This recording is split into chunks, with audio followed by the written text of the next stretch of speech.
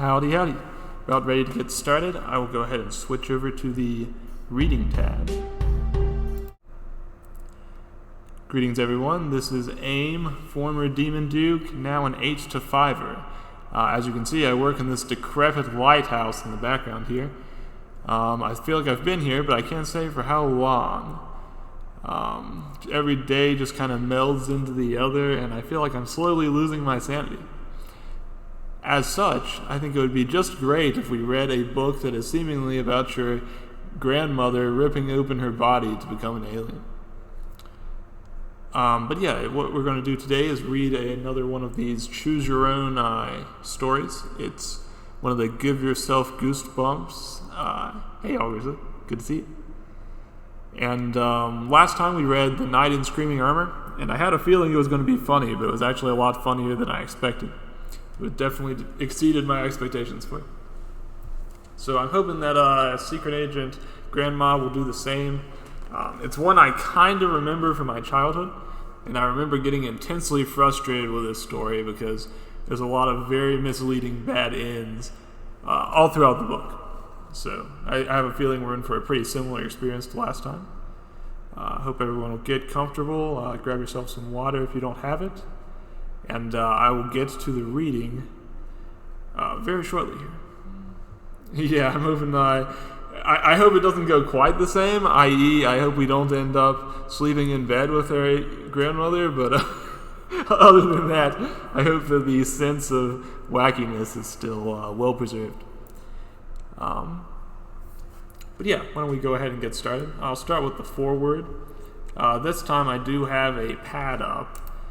On that pad, I'll write all of the choices as we get to them, so that if we ever run into a dead end, we can just jump back to that choice and save a lot of time compared to last time. It might be about last time was 3 hours. We'll see if this one might be similar. It could be shorter, could be longer. We'll see. Hey, Kit. Yeah, we're about to read Secret Agent Grandma. We're just about to get started here. We're going to begin with the foreword. Yes, Mom and Dad are out of town, and your sweet old grandma is coming to take care of you. You're ready for freedom, but are you ready for a grandma? The terror starts at the train station with two old ladies who both look exactly like your grandma. Some of this is actually spoilers, so I'm not going to read too much about it. I think since we're just about to jump into the story, let's leave it all to come as we go. Let's see. So take a deep breath, cross your fingers, and turn to page 1 to give yourself goosebumps. Page 1. Grandma. Yes. Grandma is the ultimate menace in this story, from what I understand. Okay, page 1. Nothing's gonna happen to me, you shout to your mother. She gazes up at you from the bottom of the stairs. Her packed suitcases sit waiting by the front door. You recognize that worried look on her face. Do you remember everything I told you? She asks.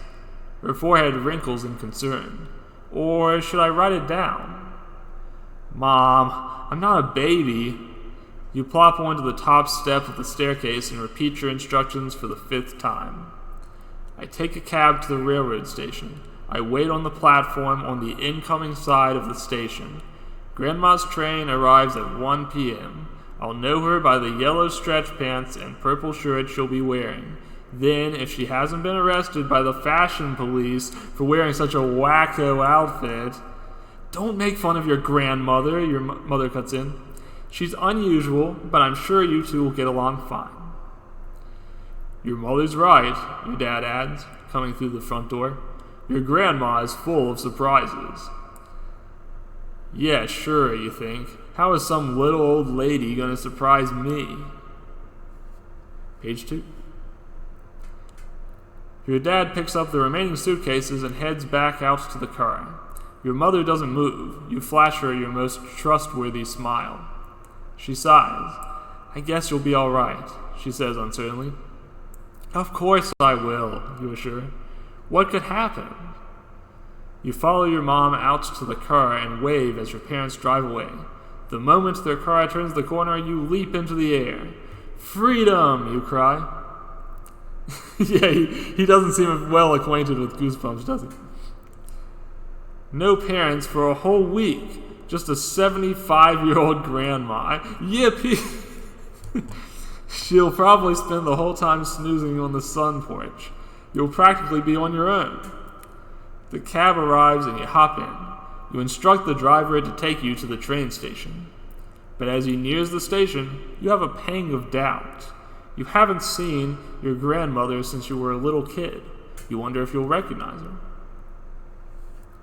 Page 3. You may or may not recognize Grandma's face, you tell yourself, but you'll definitely spot her purple and yellow outfit.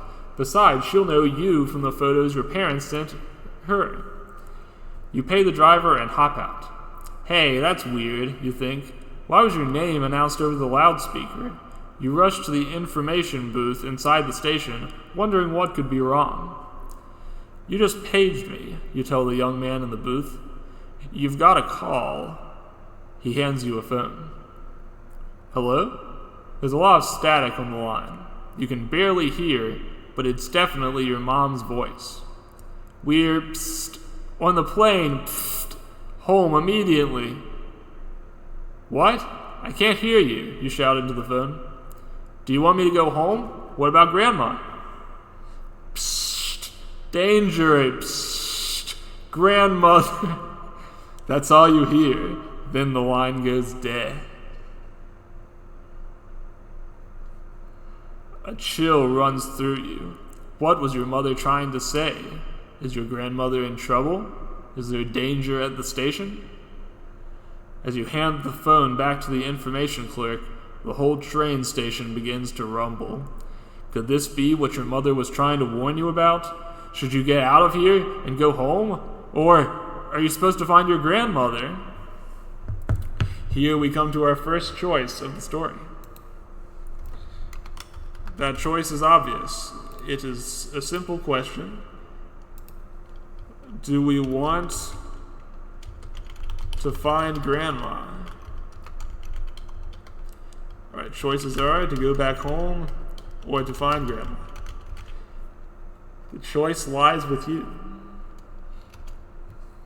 Give me one moment. Alright, we have started the poll. It'll run for 1 minute. And of course, if everyone's preoccupied, don't worry, because I will be happy to pick an answer for us if there's not any of it. This seems like one of those sort of silly beginnings in which if we choose to, I don't want to spoil anything, but if we choose to stay home, I have a feeling it's not going to go over. You've seen the cover. Oh, I see. Now, see, the tricky part about the cover is it also seems to imply that, well, actually, I thought she was standing in front of the house, but it sort of looks like she's standing in like a rose garden, now that I'm looking at it. But hopefully she'll leave us alone if we don't choose to pursue her. That would be kind of her.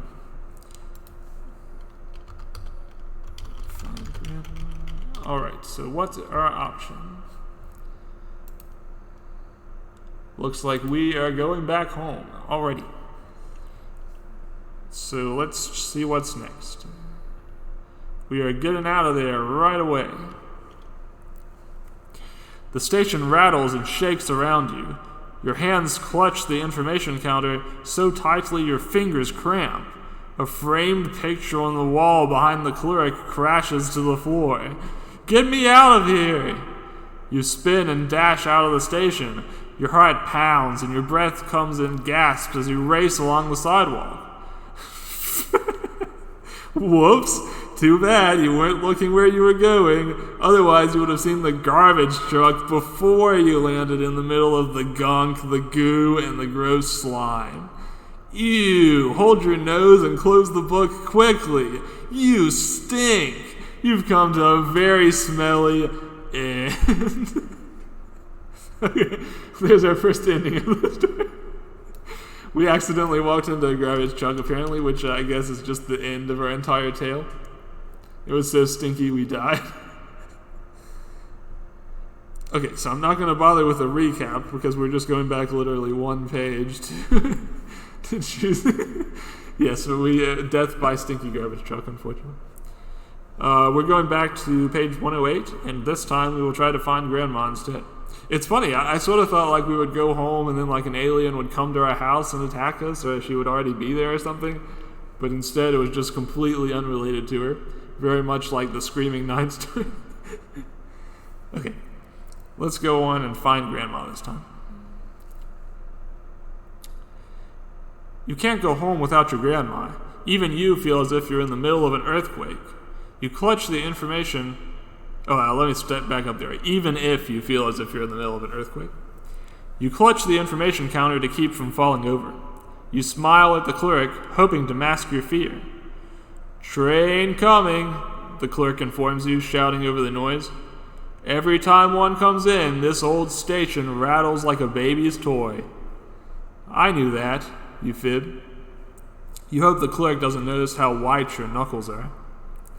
The rattling stops with a loud screech of brakes. You make your way out onto the platform just as the doors to the train open.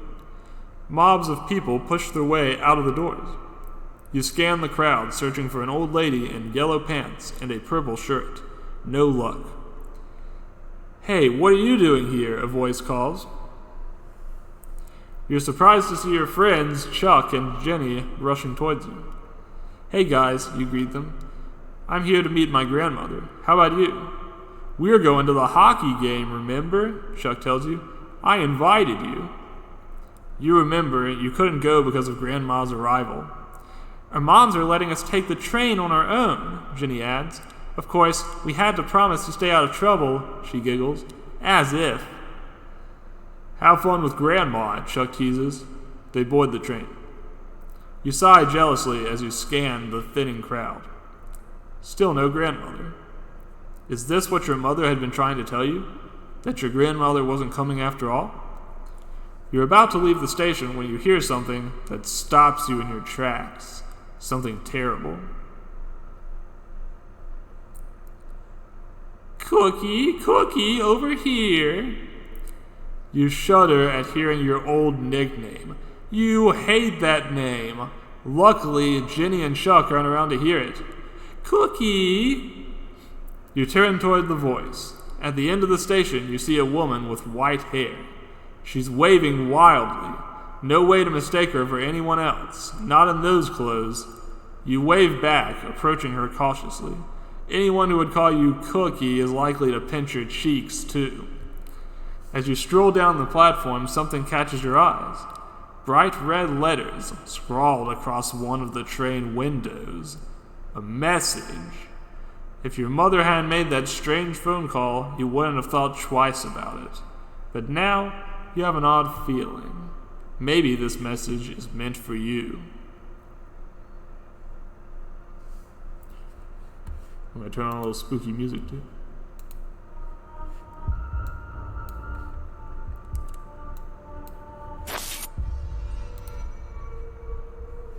All right. You gaze at the train window.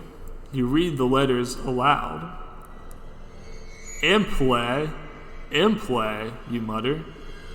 What does it mean? It doesn't sound familiar. Oops, might have that music a little bit loud. Hold on one second.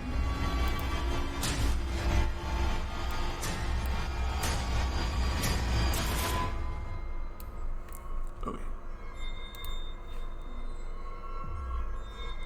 Yeah, sure. The way it looks is, and maybe you'll catch on to what this is trying to say.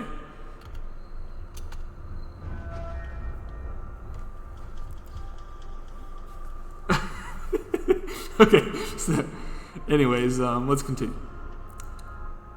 It doesn't sound familiar. Maybe it's not an English word. That terrible nickname interrupts your thoughts. Cookie, I'm waiting for a big hug and kiss. Exactly what you were afraid of. Hi, Grandma. You stop several inches away from her, just beyond her reach. Wrong. Grandma throws her arms around you, squeezing you hard. So hard you can barely breathe. Finally, she releases you. several inches. You're right, that is a little strange. It would have been weird if she couldn't hug you at that distance. Cabs are at the other end of the station, you gasp, trying to catch your breath. Grandma follows behind you, chattering all the way. She asks about your school, your parents, and your mother's rose bushes. Small hitbox. On the way out of the station, you pass the train window with a message again. I've got it, you think. I know what it means. But do you really? Now's our chance. Have you all figured it out? Here comes the next poll. The question is, do we know what it says? Our possible answers are a yes or no. Need help. I'm going to have to ask you guys to be honest now. Do you know what that mysterious, cryptic impla message means? Or do you need a little help figuring it out?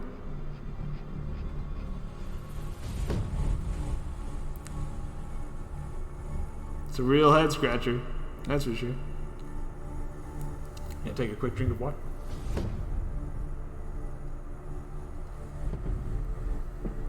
And write down this page number 2.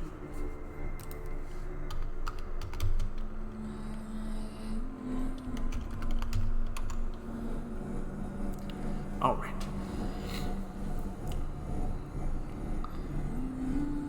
This reminds me a little bit of the first case in Danganronpa, which is legendarily sophomore. All right, let's see what you folks chose. One of you knows it, and the other one needs some help. All right, we're gonna flip a coin real quick to figure it out. And as discussed last time, when I said flip a coin, I actually mean use a random number generator. So give me 1 moment. Alright, looks like we need some help. 1 moment. Alright.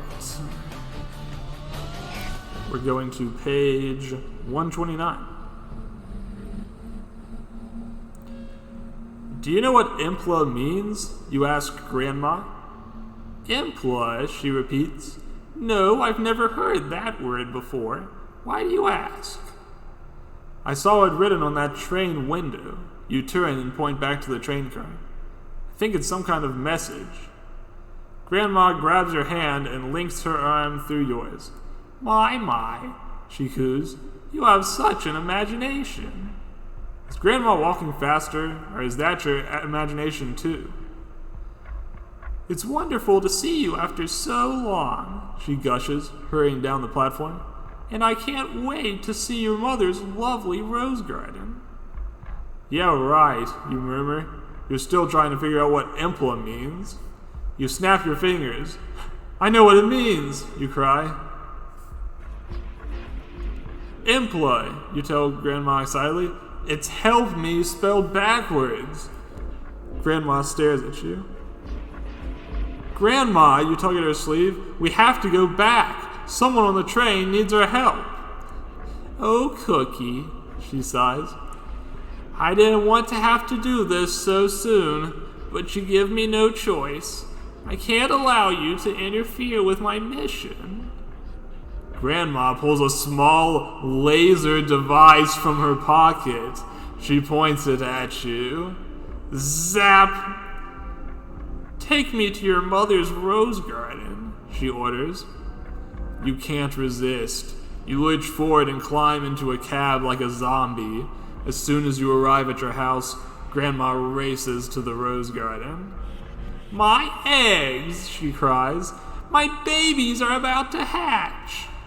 You stand by watching helplessly as Grandma digs up hundreds of alien eggs. Alien babies burst from the purple shells. They crawl everywhere, oozing yellow slime. Grandma dances around crazily.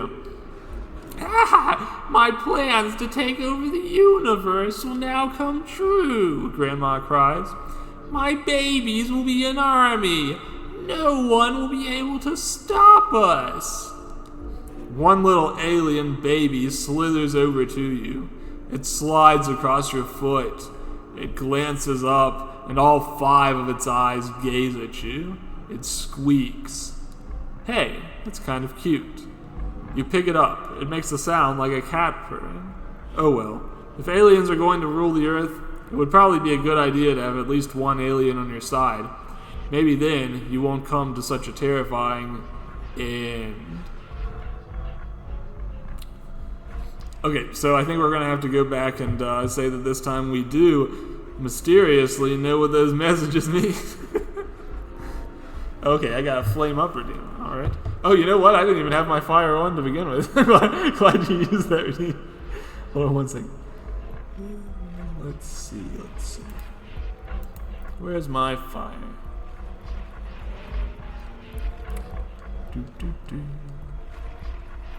Give me 1 moment.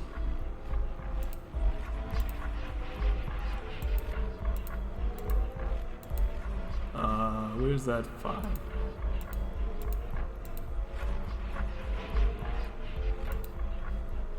Yeah, it's pretty chilly in this old lighthouse. The storm blew it right out. Unfortunately. Let's see. Where's my fire? Here we go. Fire. Ah! Everything's on fire! Everybody escape! Run! Alright, give me 1 second.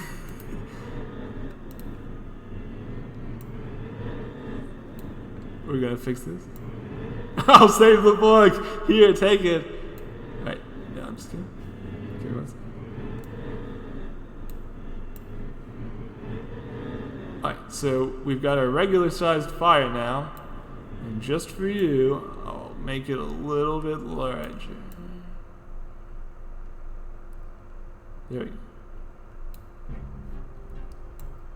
Okay, now that we've got our fire properly situated, let's get moving. Back to page 100, where we can resume the story. Alright, this time we're going to say that against all odds, we know what that mysterious message means.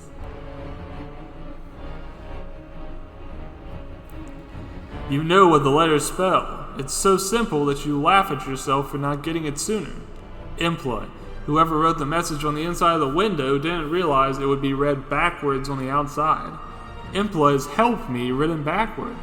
You say it out loud. What did you say, dear? Grandma asks. Do you need help with something? You're about to tell her about the message when something you see inside the train stops you. You stare past the letters on the window and into the compartment. Your eyes widen. You blink several times. You take a step closer to the window. Your nose presses up against the glass. You don't believe what you're seeing.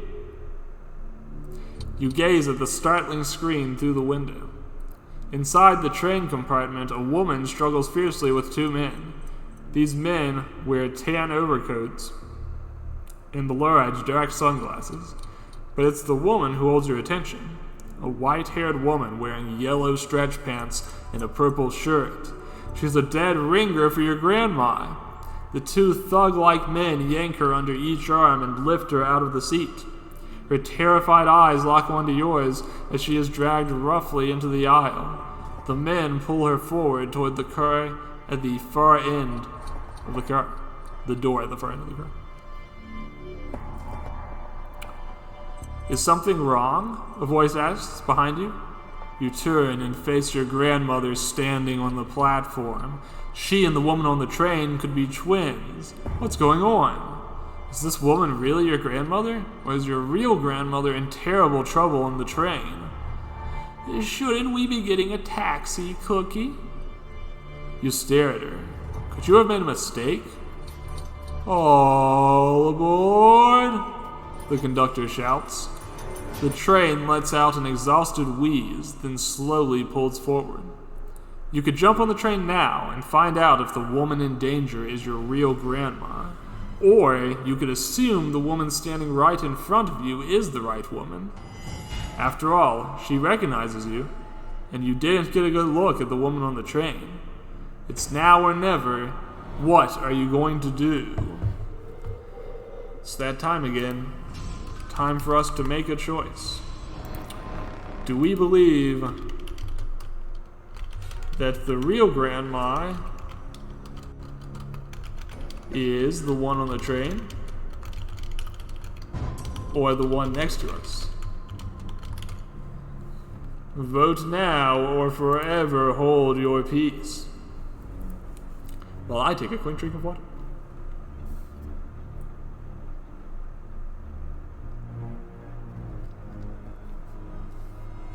Yeah, with the way these things usually go, it wouldn't be surprising at all if it changes which is the fake grandma. Like maybe they're both the fake grandma, just depending on which one you choose. That would be right in line with Goosebumps. For sure. To talk about my schedule real quick, the upcoming Monday, I'll be doing the last of my spooky Goosebumps reading streams. I think we might just read The Wicked Wax Museum, which was the second... No, I'm sorry, The Creeping Coffin, which was the second place in the poll that I put up.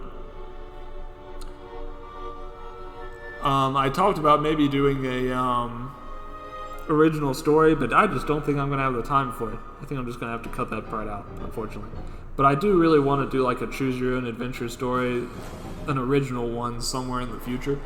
So we'll definitely get that somewhere down the line. Just not this month, because I've been pretty busy. Alright, which grandma is the one on the train? Let's see.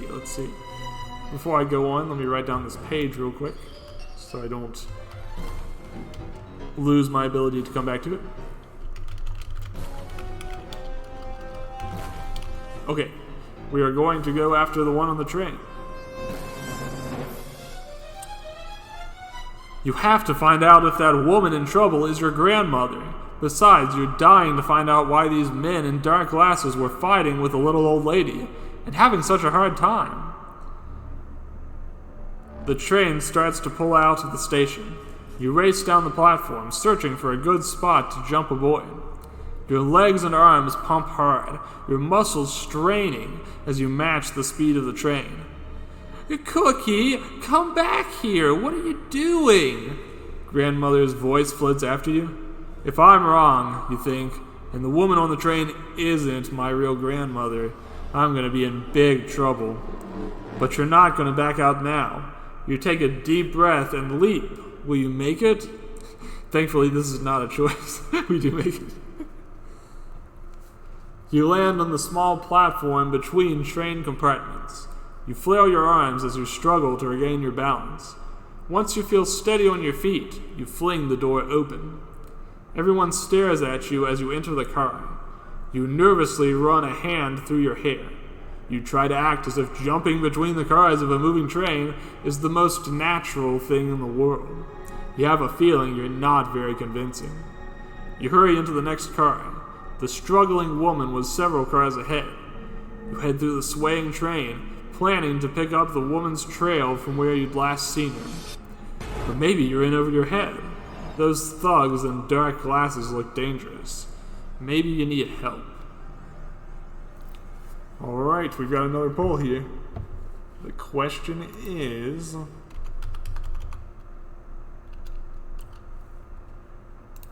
which do we want? Do we want to tell somebody what we saw? Or do we want to follow the woman's trail alone? It's up to you. But either way, viewer beware, you are in for a scare.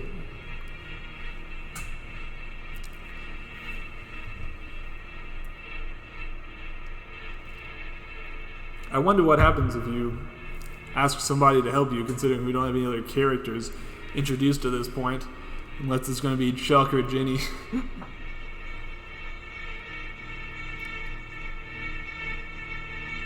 Hard to say.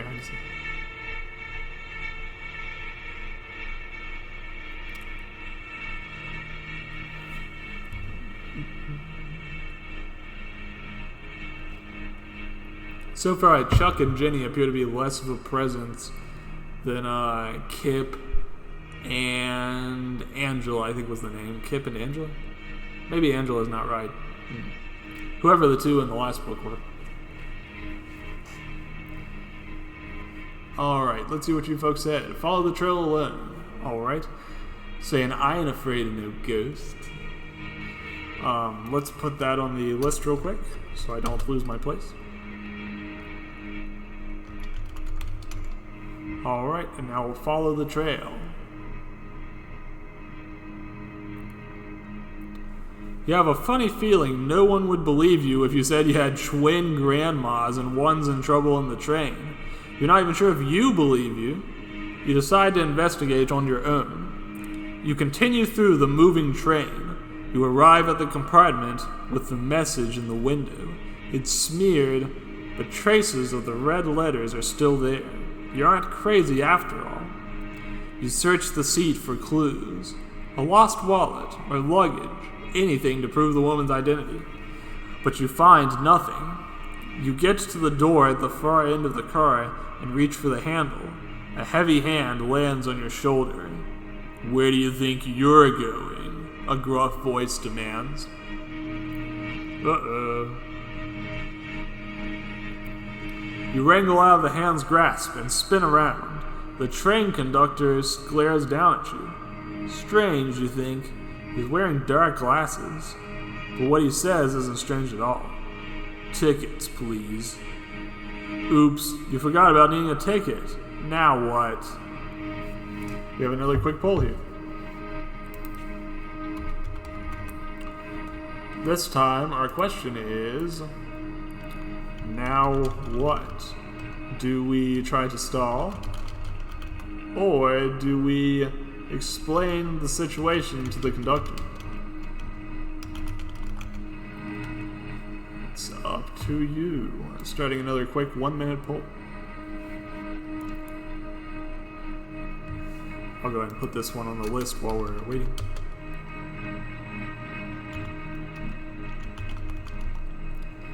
Alright. A quick drink of water.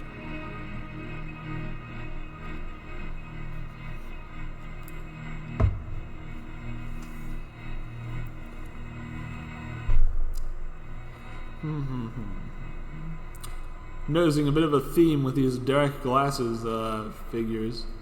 That could definitely play into the alien menace in some fashion. Although Grandma wears glasses, but she doesn't wear dark glasses.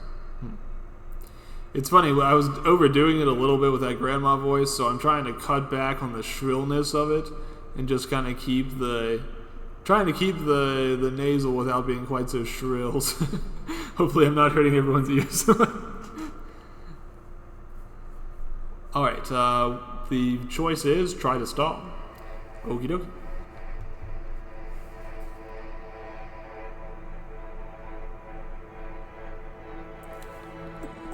Ticket?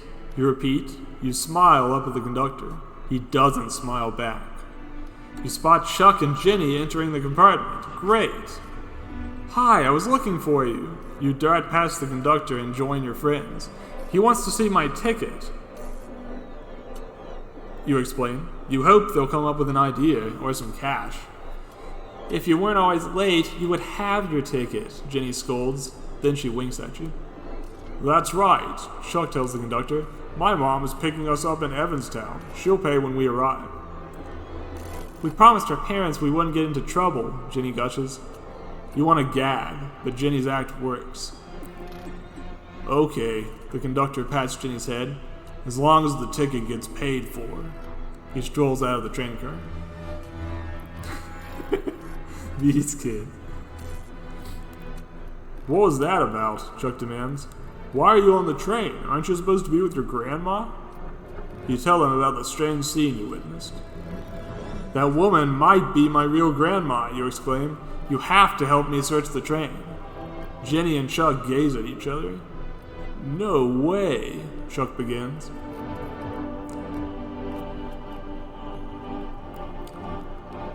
No way are we going to miss out on an adventure like this, Ginny finishes for Chuck. Great, you cry. You quickly explain that you were about to check out the train cars in the direction the thugs dragged your grandma. Or the grandma imposter, whoever. What are we waiting for? Chuck urges. Let's go. The three of you hurry into the next car, and then the car after that, and then the car after that. Are you sure of what you saw? Ginny asks. I mean, why would two tough guys go after somebody's grandmother? Maybe it was just a coincidence that the two ladies were wearing the same clothes, Chuck adds. No, I know what I saw, you insist, but inside, you wonder the same thing. You arrive at the last car. On the door is a yellow sign with large black letters. No entry. You notice Ginny and Chuck exchange a worried look. Before they can change their minds about helping you, you yank open the door. The three of you pile into the car.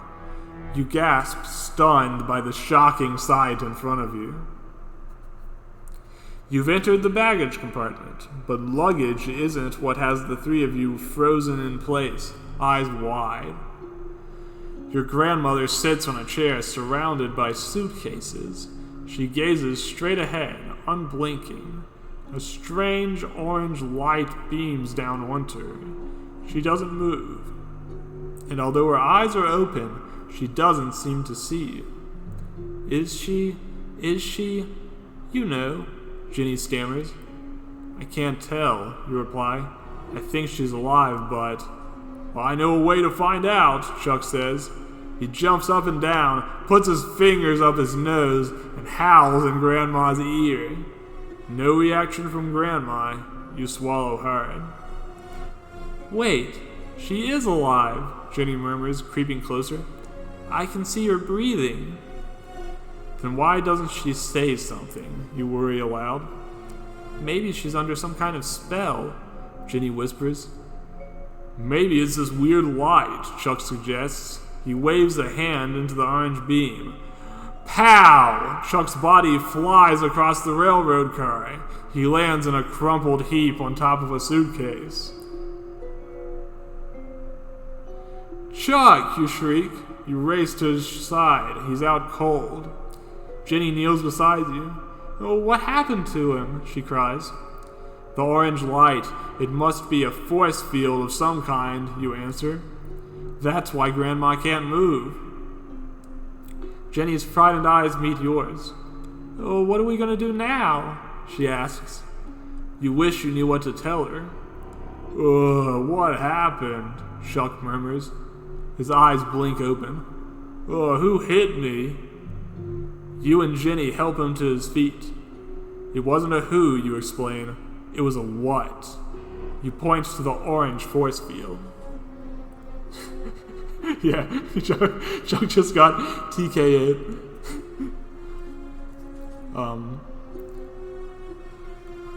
I never knew light could feel so solid. Chuck rubs his face groggily. We better keep out of sight while we decide what to do, you suggest. No telling who will come in. Chuck and Ginny nod their agreement. The three of you duck behind a set of large trunks. Just in time, you hear the door slide open. Oop, almost went to the wrong page. Here we go. You poke your head up and peer over the trunks. Two thugs in overcoats and sunglasses enter the baggage car. The same guys you saw fighting with your grandma. Yikes, did you say guys? When they remove their dark sunglasses, you discover these aren't guys at all. Not human guys, anyway. Their eyes. They're the size of ping pong balls, and they glow a creepy yellow. Like lizards, they have no eyelids. Chills of terror make your fingers and toes tingle. You slink back down behind the trunks. We are in terrible danger, you whisper to Ginny and Chuck. Chuck gulps. Oh, let's wait until they leave, then grab your grandma and scram, he urges. How are we supposed to grab her through the force field? Ginny demands. It almost fried you. Then maybe we should overpower those creeps, Chuck suggests. There are 2 of them and 3 of us. Chuck and Jenny can't agree. They want you to decide. That means it's up to you. Let's put up another poll. This time, the question is, are we going to attack? Or are we going to wait till they leave? Once again, the choice is yours, and you have 1 minute to decide. Protect is unfortunately not an option here. You can either attack or wait.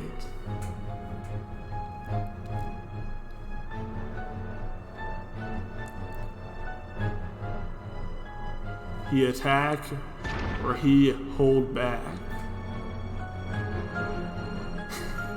Awkwardly believes in the strength of the small children.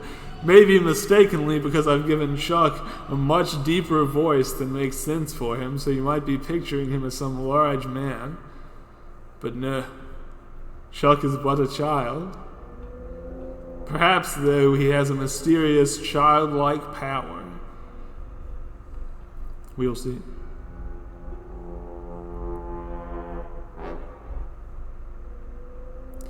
Man, there's nothing worse than just being beaten up by kids who don't know how annoying it is when they beat you up. It's frustrating. Okay, we have decided to attack. Let me write down this page real quick so I don't lose it. This is page 74.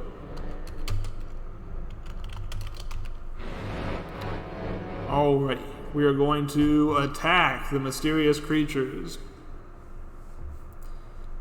I've got an idea, you whisper. You outline your plan to Chuck and Jenny. Give me 1 second.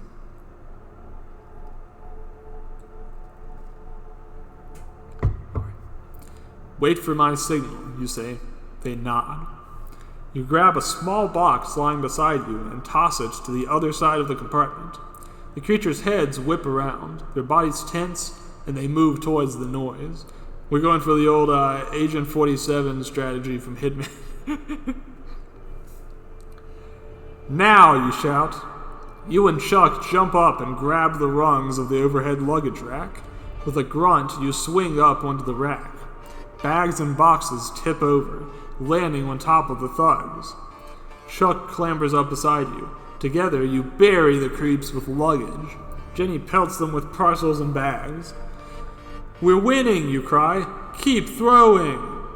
Suitcases burst open as they hit the ground. Clothes fly everywhere. Bottles shatter and tubes ooze, spilling their contents all over the floor. But even in the chaos, your grandma sits staring ahead, imprisoned by the orange light. With a deafening roar, the creatures explode out of the pile of luggage. They head straight for Jenny. Oh no, you shriek. Your eyes dart along the empty luggage racks. We've run out of ammunition. Jenny! Jenny, look out! Jenny scrambles over a pile of smashed suitcases. She trips on a broken crate and sprawls on the floor. Help me! She shrieks. The yellow-eyed thugs stalk closer. Chuck crawls along the luggage rack, hurling down the few remaining boxes. The creatures are inches from Jenny. You have to help her. You swing your legs over the side of the rack and drop to the floor. Leave her alone, you scream. The door behind you flies open. The conductor bursts in. Great, you might have a chance now. Help us, you beg the startled conductor. You've got to help us, please. Your heart stops as his head explodes right in front of you. Ah! You shriek in horror. Chuck falls to the ground, shaking with fear. Jenny sinks into the pile of bags. You can't tear your eyes away from the terrifying sight. Flesh-colored globs splat onto the floor. Pieces of the conductor's face dangle around his neck. But even more revolting is the disgusting new head that rises from his conductor's collar. A hairless, misshapen skull with lidless eyes, yellow eyes, the size of ping pong balls. Tentacles shoot out from his sleeves. One wraps around your arm, the other grabs Ginny. A third bursts right from the center of his chest, right through the uniform. It yanks Chuck to his feet. The tentacle is working its way up your arm and towards your face. You've got to do something, but what? Yeah, R.L. Stein seems to love them balls. Let's put up another poll.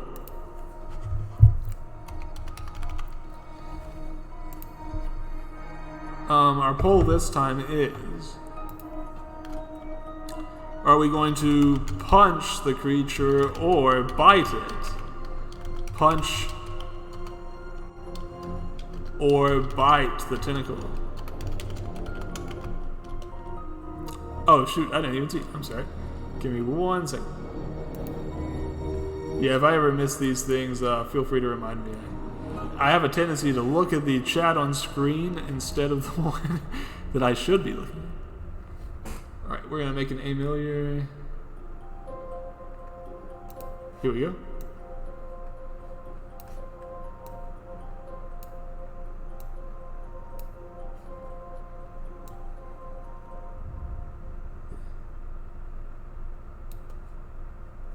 Always. Amelia's, with the grandma's bursting open, and inside her was an Amelia. They finally made a decent disguise. They had us all totally fooled.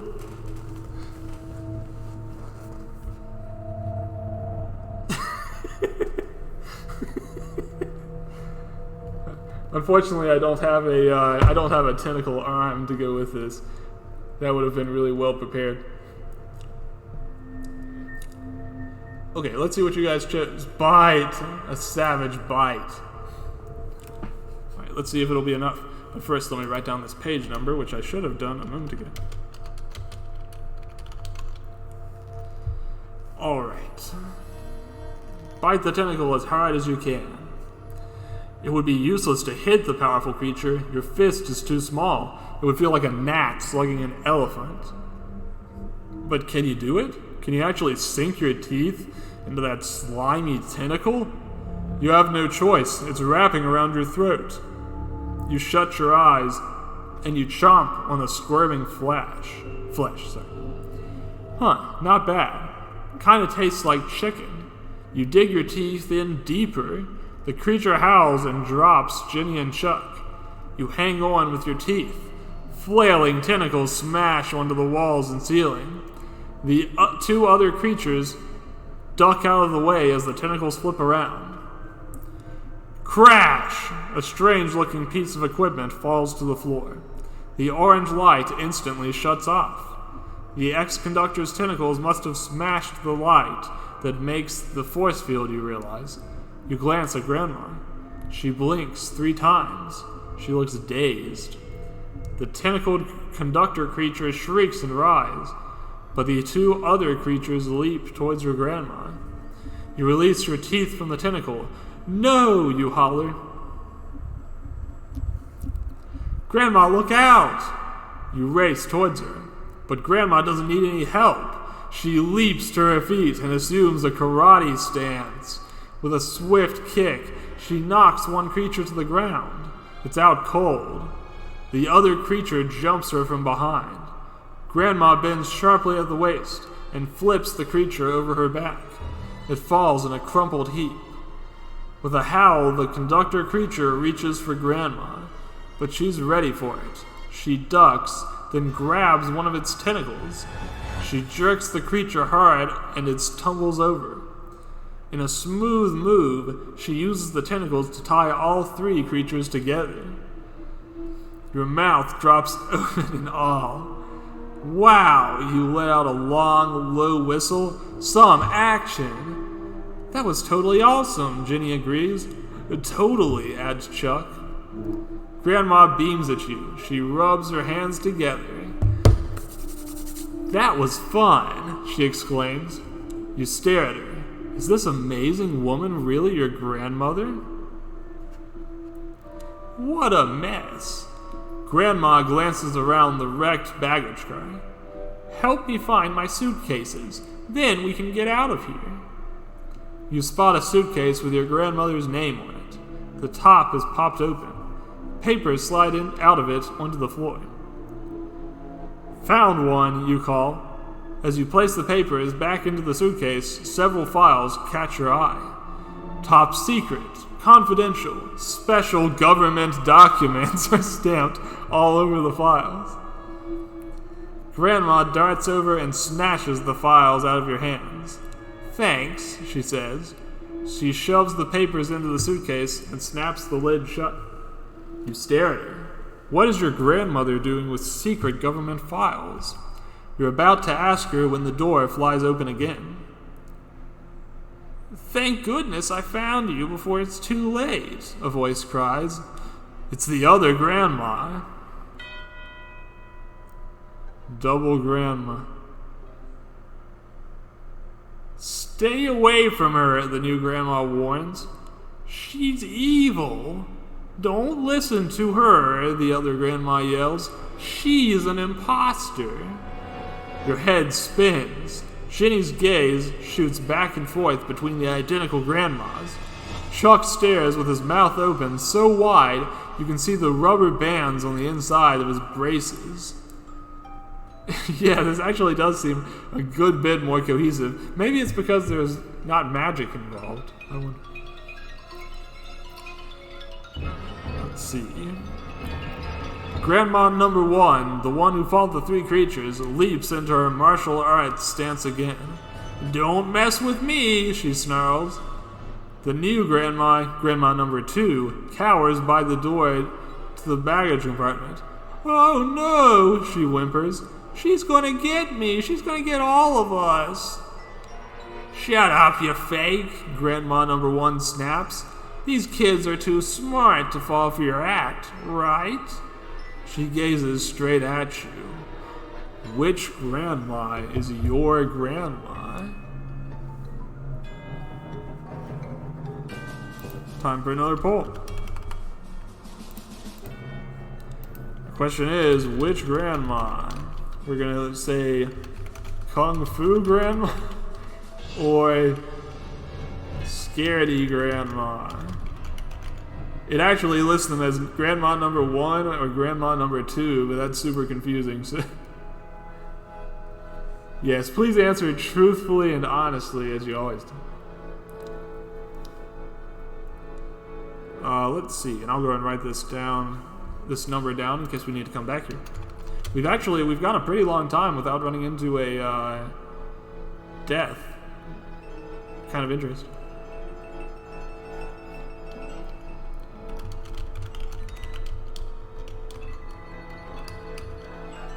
Alright, I'm gonna take some water real quick.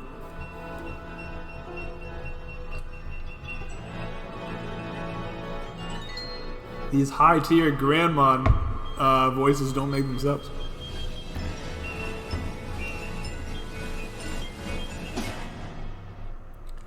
Alright, is it going to be the cool Kung Fu grandma, or is it going to be the new upset grandma? Ooh, it's a split decision. Alright, we're going to have to flip for it. Which is it? Which is it?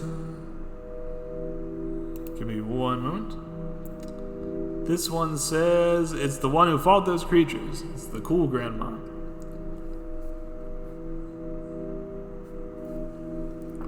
Alright, let's see what goes. You rush to grandma number 1 and assume a martial arts position just like hers. How could you, Cookie? Grandma number 2 wails. Oh, why would you choose that fiend over me, your sweet old grandma? My parents told me my grandma was unusual, you explain, and full of surprises. Well, that certainly describes me, grandma number 1 boasts. And I don't think my real grandma would call me that terrible nickname, especially since I'm not a little kid anymore, you finish. Jenny and Chuck slap high fives. Way to go, Chuck cheers. Sorry, grandma number 1 tells the other grandma. but don't feel too bad about not being believed. The original is always better than the copy. Huh? What's she talking about? Before you can ask, 3 more women charge through the door. More grandmas. The 3 new grandmas chatter at once. So there you are. Hope number 3 didn't cause trouble. Is everyone alright in here? What's going on? You scream. Silence fills the train car. All of the grandmas stare at you. So do Chuck and Jenny. Excuse me for yelling, you say. But would someone please explain to me what's happening here? Grandma number 1 laughs. Ha ha ha, I was just getting to that, she tells you. Allow me to introduce my clones. Then she explains the whole unbelievable story. Your grandma is a top secret scientist working on a secret cloning project. A project everyone seems to want to get their hands on. That's why she's coming to stay with you, to hide out. You're the luckiest kid in the world. For the next month, you have 5 grandmas, and they all spoil you. The end. Enjoy your 5 grandma ending. So funnily enough, that's actually a pretty good ending in terms of like what happens to us. But I feel like it's not. I feel like it's not the real ending. Like I feel like it's not the ending they wanted us to reach. It was a little anticlimactic. So, what do you say, folks? For the sake of this not being an hour-long stream, do you want to go back and try one of the other choices?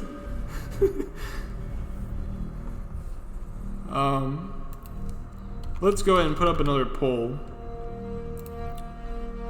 And we will say, where do we want to go back to? We can go back to the very first train station, Grandma. We can, let's see, choose to get help. Actually, let me not quite go back that far. Hold on one second. We can choose to continue hiding instead of attacking the aliens. We can choose to punch the aliens. Or we can choose Scaredy Grandma. The choice is yours.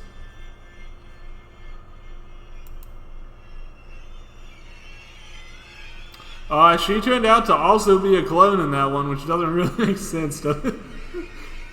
But the idea there is that all of them were clones, even the one that appeared to be your real grandma.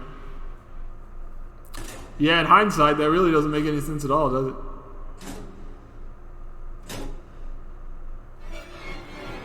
Strange.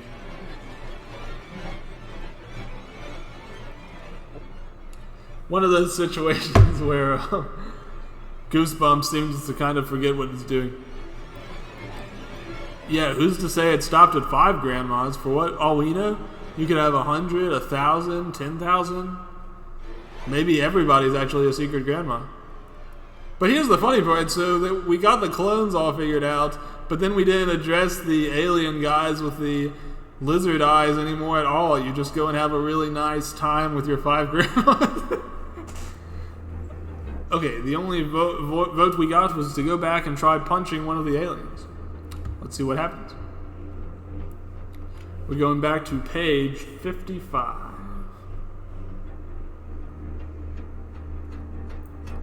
Okay, so to set the stage, we are being strangled by one of the aliens, and Chuck and Jenny are also in danger. Our grandmother is still trapped inside that machine. Last time we tried biting one of the tentacles. This time we're going to try punching. Whoop, I'm sorry, I went to the wrong page. Give me 1 second.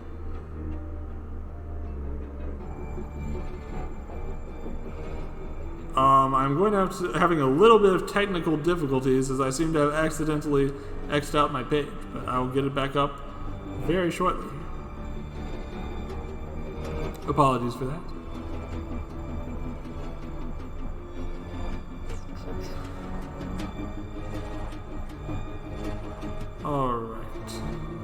book back up, and we will flip to page 40.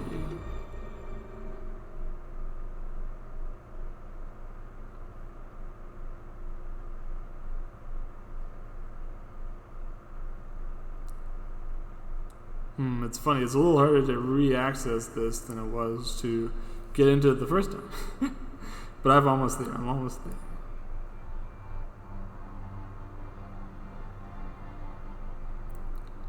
Alright, we're going to page 40. Alright. Ah! You shriek in horror.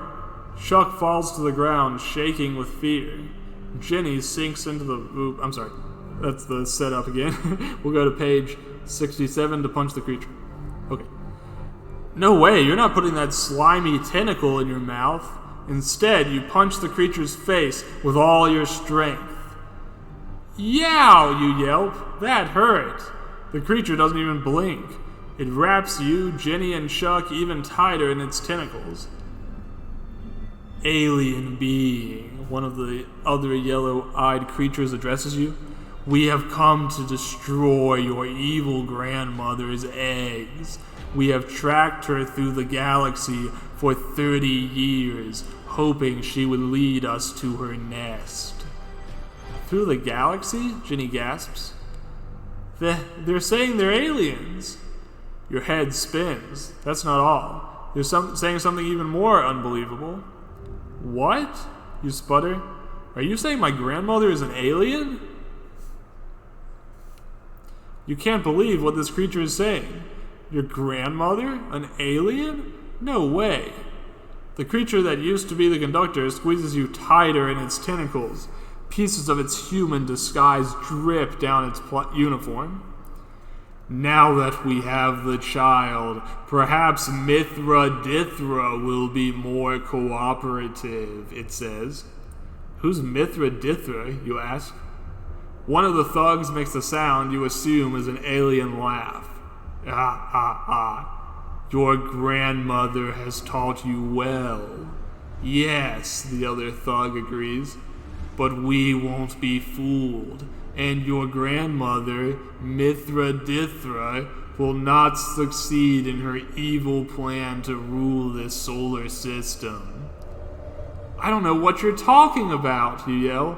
My grandmother's first name is Susan, not Mithra. You've made a mistake, Jenny protests. Just because the old lady dresses funny, it doesn't mean she's an alien. The three creatures fix their yellow eyes on you. They make that weird laughing noise again.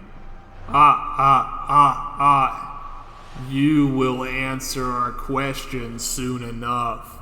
Now we must prepare. Prepare for what?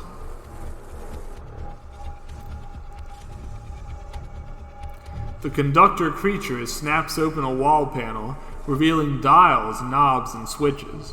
Your grandma is still frozen in the force field. The conductor turns a dial.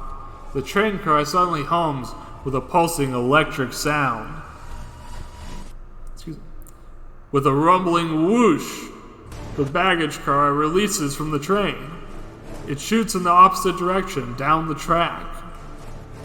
What's going on? Chuck yells over the noise. Before you can answer, the car lurches. You're thrown to the floor. In an instant, the baggage car lifts off the ground and hurtles into the sky. We're in some kind of spaceship, you cry. Now that you realize there is no escape, the ex-conductor suggests, perhaps you will be more cooperative. Tell us, the smaller alien approaches you slowly. Where do you live? Where did your grandmother bury the eggs?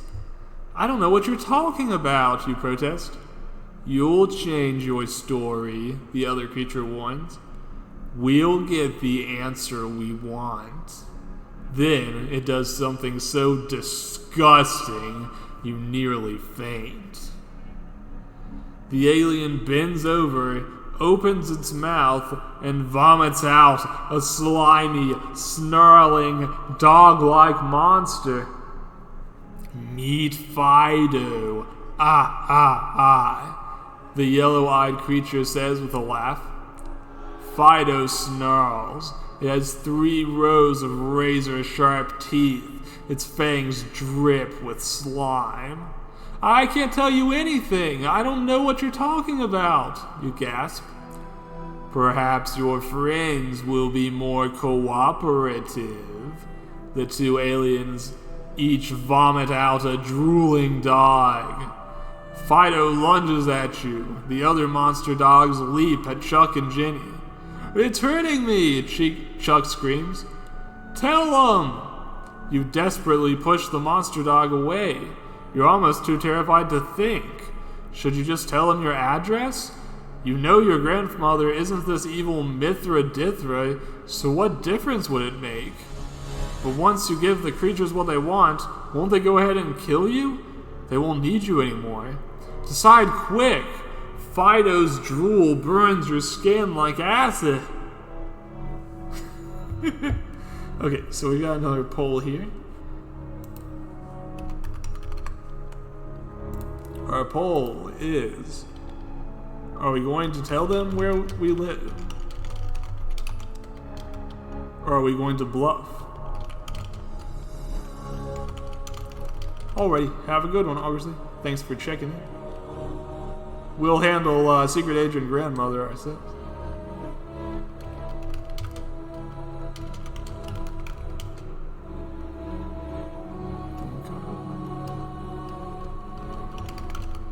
Alrighty, so I'm putting up the poll.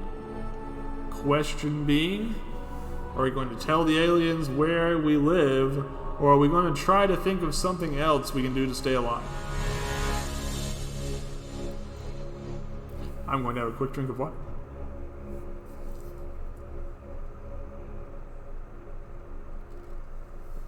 My fire's definitely got me dropping some frames, I think, but it shouldn't matter too much with just a reading stream, I don't think. Something to remember, though. My Live 2D, when I fully finish it, is probably going to use a fire that's actually grafted onto the Live 2D model. So at that point, I shouldn't be using this movie file I have anymore that makes the fire move behind my head. But who knows when that Live 2D will be finished. I haven't had much time to work on it lately. Probably won't until next month. Oh well. Alright, we are going to bluff and see what we can come up with. But let me write down that page number real quick.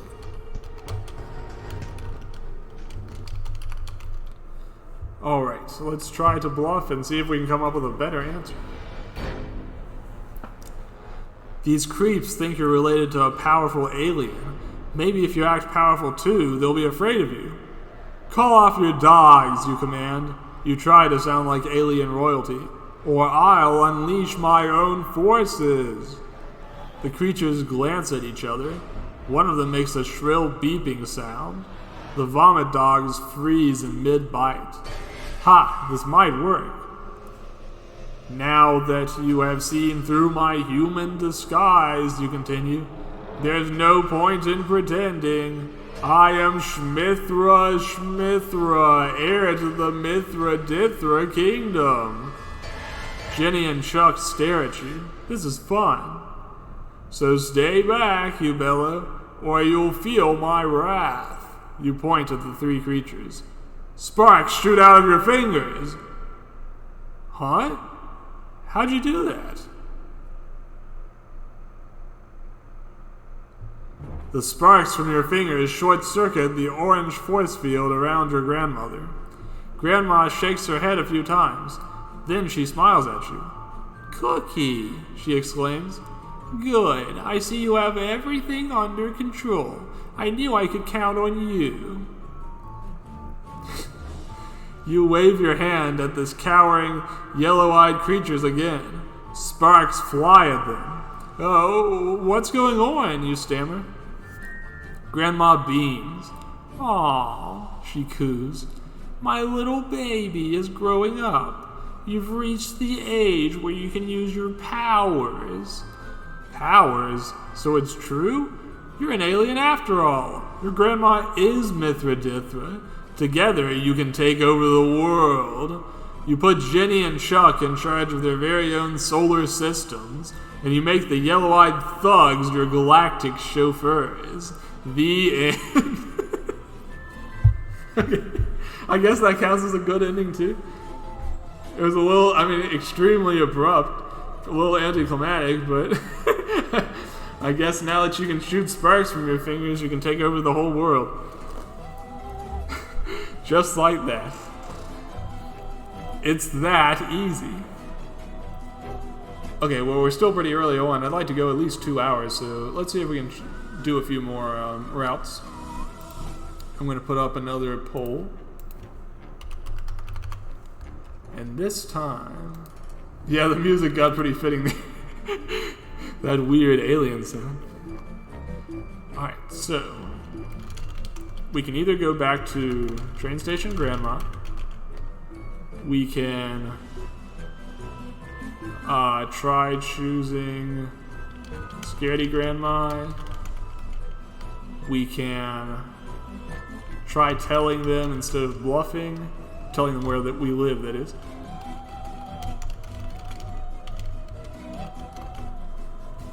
Or we can go back and try waiting it out instead of attacking the aliens.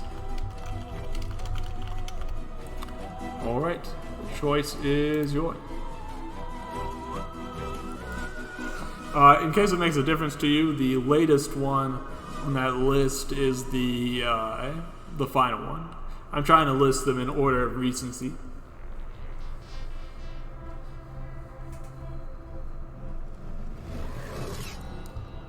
Alright, I'm going to take a quick drink of water.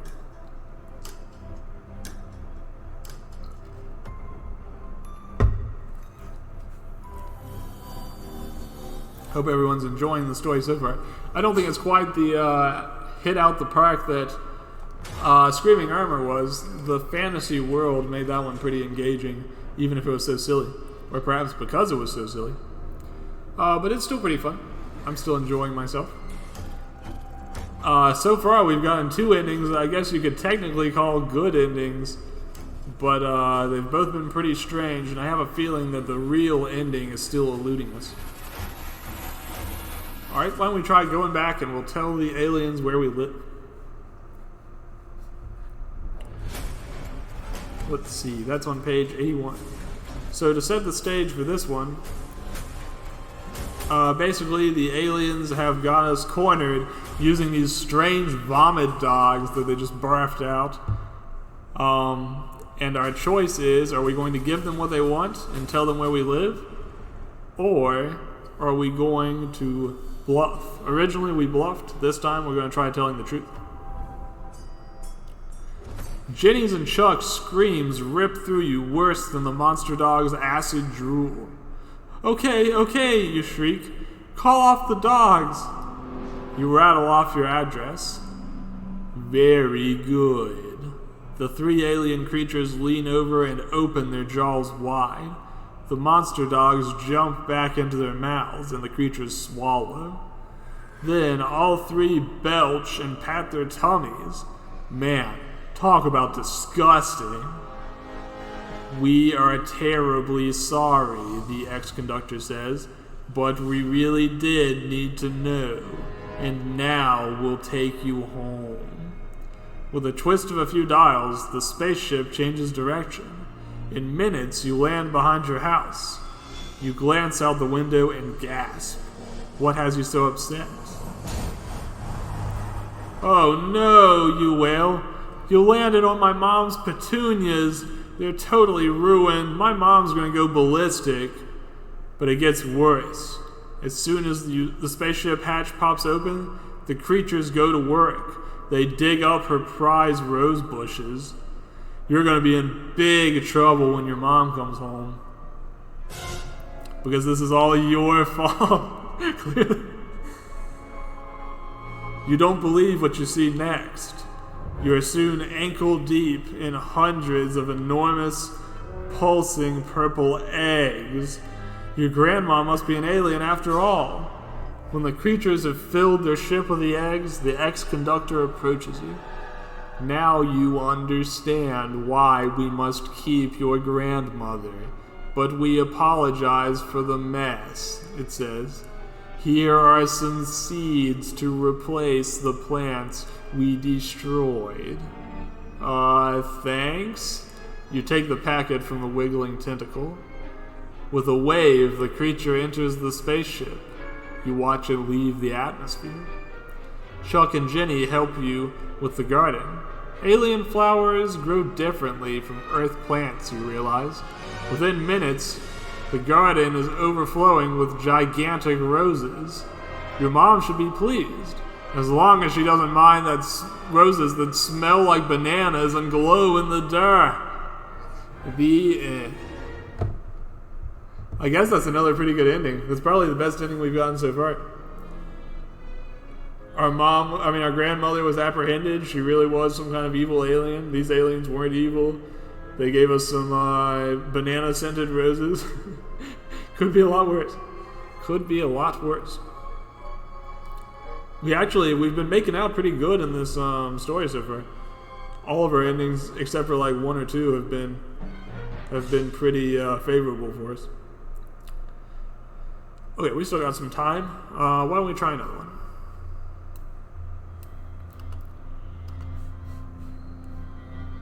Better than 5 grannies spoiling me. So that was your favorite ending. I see. Some people just want to be spoiled. Alright, let's go to the polls and we will check which we want next. Do we want to go for the train station grandma? Do we want to try to get help before approaching the conductor? Do we want to wait instead of attacking when confronting the monsters? Or do we want to choose the scaredy grandma during the confrontation between the two grandmas? It's up to you, and the poll starts now.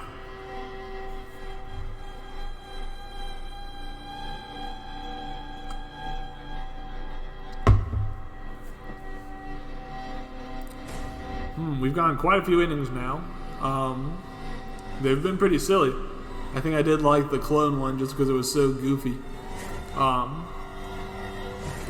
we've yet to catch anything that quite matches the greatness of turning over on your pillow and say the evil knight just saying "evil knight" into your face.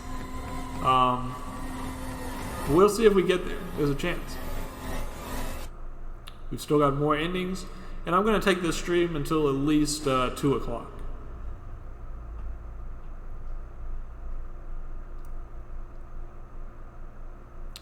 Alright, poll's just about over. I said until at least 2 o'clock. That's ridiculous. I meant until 2 hours total. Right now we're at an hour and a half. Alright. We're going to try getting help before finding the conductor. Alrighty, why not? Let's go back to it.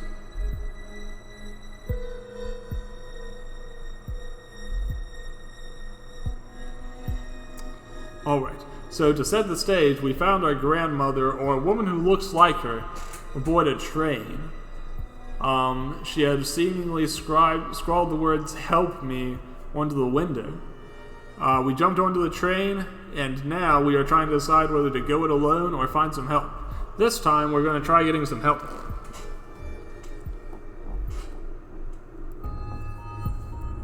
Those thugs looked dangerous, you decide. You need help. You glance around the train car. 3 kids reading comic books, a fat man sleeping, a teenage girl doing homework. Not much to choose from. You approach the teenage girl. "Excuse me," you whisper, "I need your help." The girl doesn't look up. "I'm busy," she snaps. You try again. "I saw a fight, and Look," she sighs. "I have an A average. I'm not gonna blow it by messing up on this exam. Go away." Well, that was useless. "Did you say you saw a fight?" You turn at the sound of the deep voice. Looming over you is a man in an overcoat and sunglasses. Fight? You babble. Oh, yeah, last night it was a boxing match on TV. You can't see the man's eyes behind his sunglasses. You're not sure if he believes you, but he nods and walks away. You head toward the end of the car, searching for someone to help you. As you pass by the bathroom, the door pops open. An arm reaches out and yanks you inside. You're shocked when you discover who dragged you into the tiny bathroom. "Grandma!" you exclaim. She claps her hand over your mouth. "Shh," she hisses. You struggle to breathe. She's incredibly strong.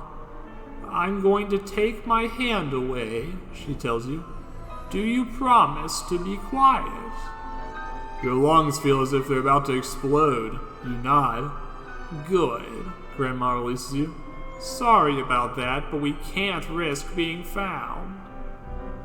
"Who are those guys?" you demand. "Why are they after you?" Grandma sighs.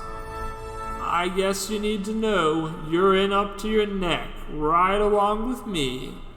Yikes. Grandma gazes solemnly at you. "I'm a secret agent," she informs you. Your mouth drops open. What?" you sputter. "It's true, those men who grabbed me think I'm smuggling a special computer disk." "Are you?" you blurt. She smiles. "It's better if you don't know for sure." You have a zillion questions you want to ask her, but a sharp knock on the bathroom door startles you. Grandma pulls a small, high-tech device from her pocket. "What do you think we should do? Should we take our chances and open the door, or should we sneak out through the window? It's up to you." The question is,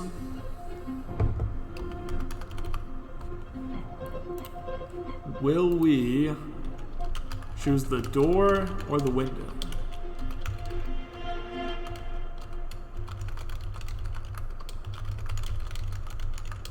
It's your choice. Putting up the poll now. I was playing through Final Fantasy Legends 2 off-stream, and that one always begins with your dad exiting your room from the second floor through the window. It's a very old game, and in that game, it's all just sort of like old sprite animation. So the outside of the house is just perfect blackness, and that image of your dad just like walking upward through your window and out into that blackness was always striking to me. Which is not me trying to influence you into choosing the window, but it's just to say that it's what I think of when I think of leaving through a window.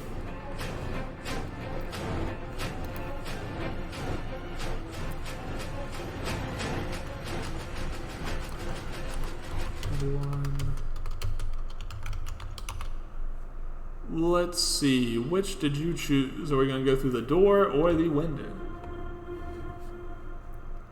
Looks like we've chosen to go through the window.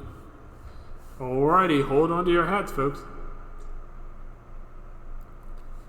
Out the window, you declare, or we'll be trapped in here. A good choice, Grandma says. She slips the device back into her pocket. You peer out the window. The countryside speeds by. There's nowhere to go out that window, you realize. Nowhere but down. Through the window, through the wall. Alright, the pounding on the door increases. It strains on its hinges. No more time to waste. Remember, duck and roll, Grandma instructs you. She gives you a boost up. Then you fling yourself out the window. Wham! Your landing knocks the wind right out of you. You roll several yards. You can feel every rock through your clothes. As you struggle to get up, you notice Grandma is already on her feet. She's speaking into her watch. You dash over. She smiles. We'll be out of here in no time, she tells you. Within minutes, a helicopter is hovering over you. Your hair whips in the wind created by the rotating blades. A rope ladder is tossed down. Grandma grabs a rung and scrambles up. You follow a few feet behind her. As Grandma nears the helicopter door, she stops. "Uh-oh," she mutters. "You don't like the sound of that." "Jump," Grandma whispers down to you. "These aren't the good guys." The helicopter is already lifting away. You glance to the ground below you. Yikes. "Grab the disc out of my sock," Grandma continues. "Don't let them see you do it. Take it straight to the address on the label. You'll be safe there." She has the special disc on her after all. Cool.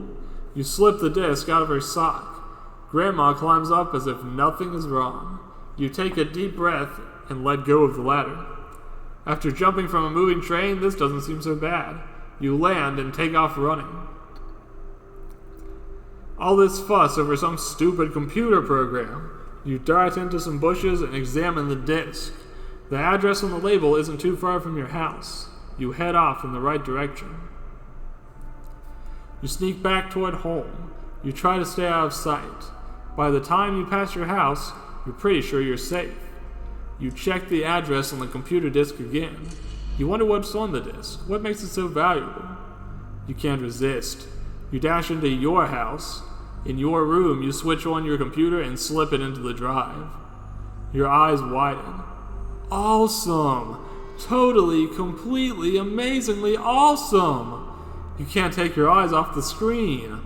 All of the next year's computer games are on this disc. You scroll through the files. Every major company. Yeah, this is a weird time to not get to Maybe we'll get to choose which game we're going to play there. You can play them all before anyone else. You click open a file.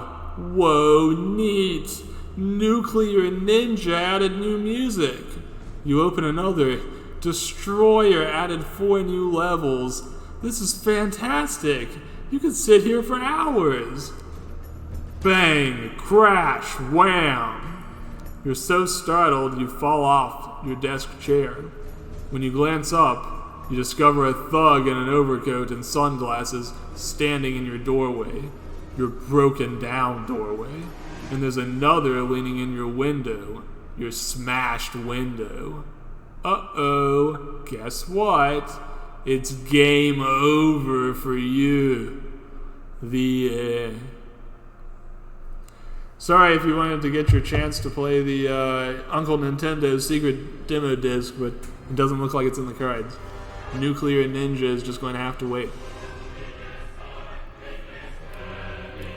So what's up? Why do they want the games? Come on, these are the new games for next year. Imagine what Ubisoft would do to get their next Assassin's Creed back. Could be anything.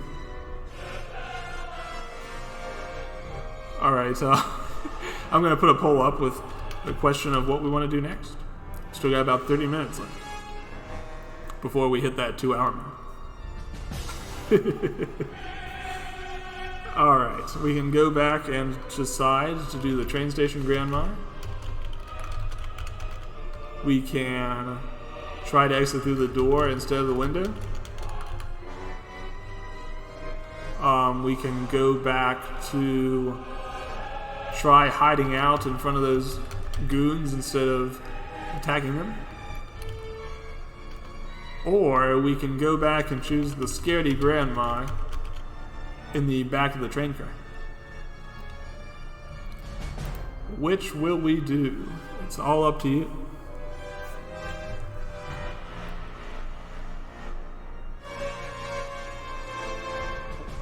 Honestly, the breakneck pace of that last one was a little silly. You choose to go out the window, and then it's like so many decisions are happening at just a breakneck speed. Reaching into the sock and getting the computer disc.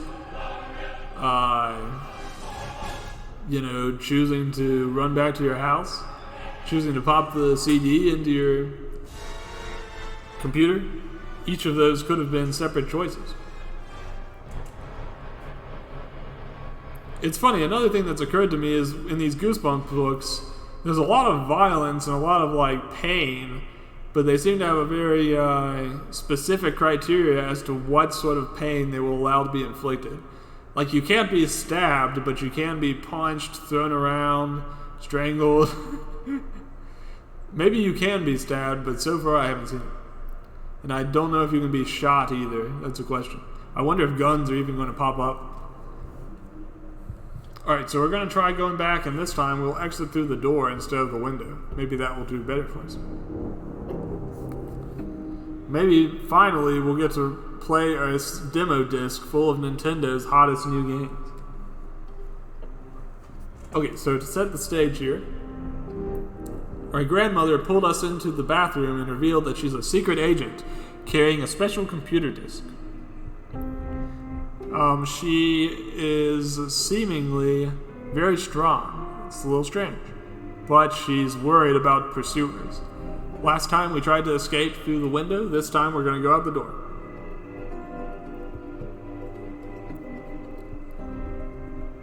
Let's see who's on the other side of the door, you tell Grandma.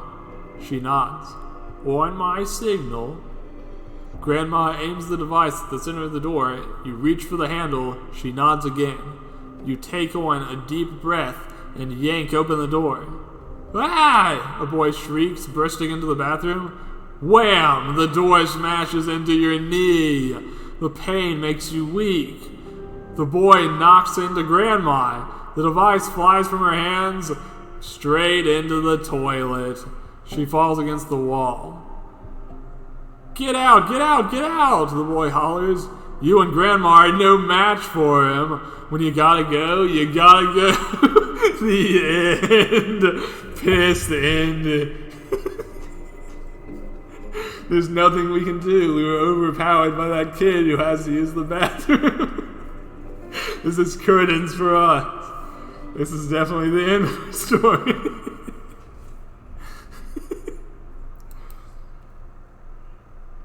Okay, so this one's a dead end. We've pretty much exhausted the options there. But we still have more choices we can make. Why don't we start another poll? We can either go back to Train Station Grandma at the very beginning of the story. We can try to stall against the aliens. We can try to, stall against the train conductor. Instead of bluffing to him. We can try... Oh, sorry, let me say that one more time. That's not stalling the conductor and instead telling him the truth.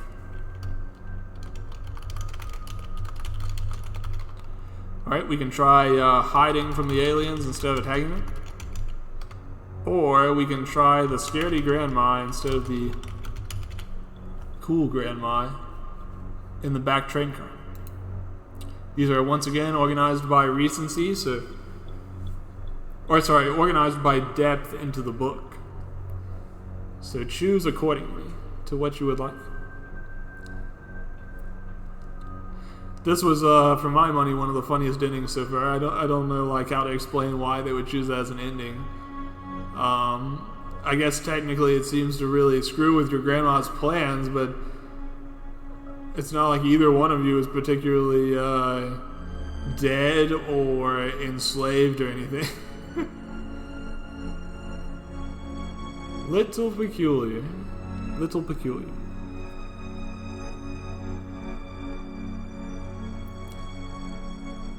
Not the way you want to go out, though, that's for sure. I wonder if any of the other Goosebumps books have a bathroom ending like this. It would be funny to see. Alright, we have tried to... We're going to go back to the very first grandma choice. This time we are going to meet our grandma that's right in front of us instead of worrying about the one that was on the train. To set the stage a little bit, this is very early on. Our grandma appeared in front of us, But we also found an identical grandma being attacked on the train. Or we thought we saw something like that. This time we're going to try going with the grandma in front of us.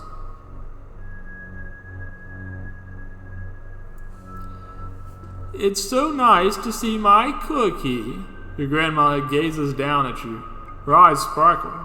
2 dimples crinkle her cheeks as she smiles. You grin up at her. You must have imagined seeing that other woman. How could you have 2 grandmas? What a dumb idea. Let me help you with those. You reach for one of Grandma's 2 large suitcases. Grandma shakes her head. No, I'm perfectly balanced. If you take one, I'll probably topple over. She giggles. Now that would be a sight. You lead her out of the railroad station and to a taxi. Grandma shoves her suitcases into the trunk and then climbs into the cab beside you. Give the driver your address, she instructs, and then tell me all about yourself. You do as she says, but as you launch into a long story about your brilliant performance at school yesterday, she interrupts you. Tell me about the rose garden, Grandma demands. Try not to be annoyed and turn to page 18. You sigh. The roses are great, you answer politely. Mom says they're unusually large this year. Grandma leans back in her car seat. That is excellent. Why do you want to know about our garden, you ask? She pats your hand. I lived in the house before your mother and father did. I planted the eggs in the garden. Eggs, you repeat? How can you plant eggs? Grandma looks startled. I meant seeds. I planted the seeds for the rose bushes.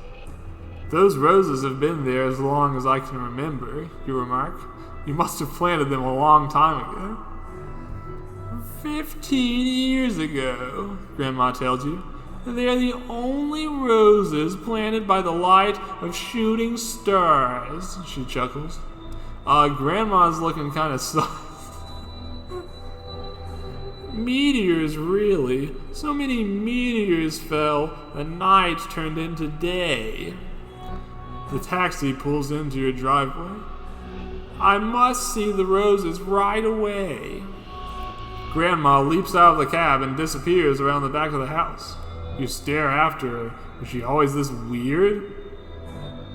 The driver pops open the trunk to get Grandma's bags. He reaches in and tugs, and yanks, and grunts, and pulls. What's the problem? You ask the struggling cab driver. Skipped breakfast this morning? The cab driver glares at you. Sweat trickles down his forehead. You try to lift those bags, he grunts. You reach in and grab the handle of the top suitcase. Whoa, that bag is heavy. You grit your teeth and yank hard. Every muscle strains as you lift the bag out of the trunk. I don't get it, you murmur. Grandma carried both of those bags without any trouble. Then Grandma must be a weightlifter, the cab driver snaps. Together you carry the luggage to the front door. You drop yours with a loud thud. That must weigh 200 pounds, you gasp. The cab driver glances around. Let's open them, he whispers. I want to know what Grandma has that weighs so much. Huh. You know that would be snooping, but you're dying of curiosity. What are you going to do? Alright, it's time for another poll. Question is, do we open the suitcase?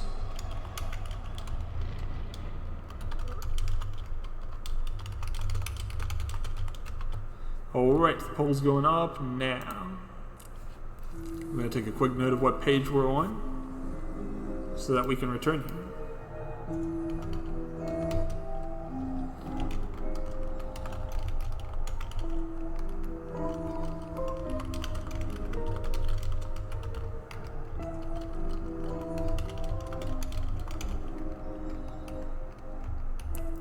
Alright, just a second. I'm just typing away at my notepad here.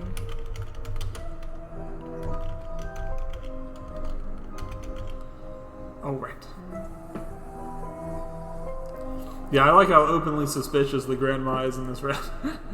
But then again, there's never much of a time where it's like we're seeing her as grandma. She's kind of always either an alien or a secret agent from the moment we meet her.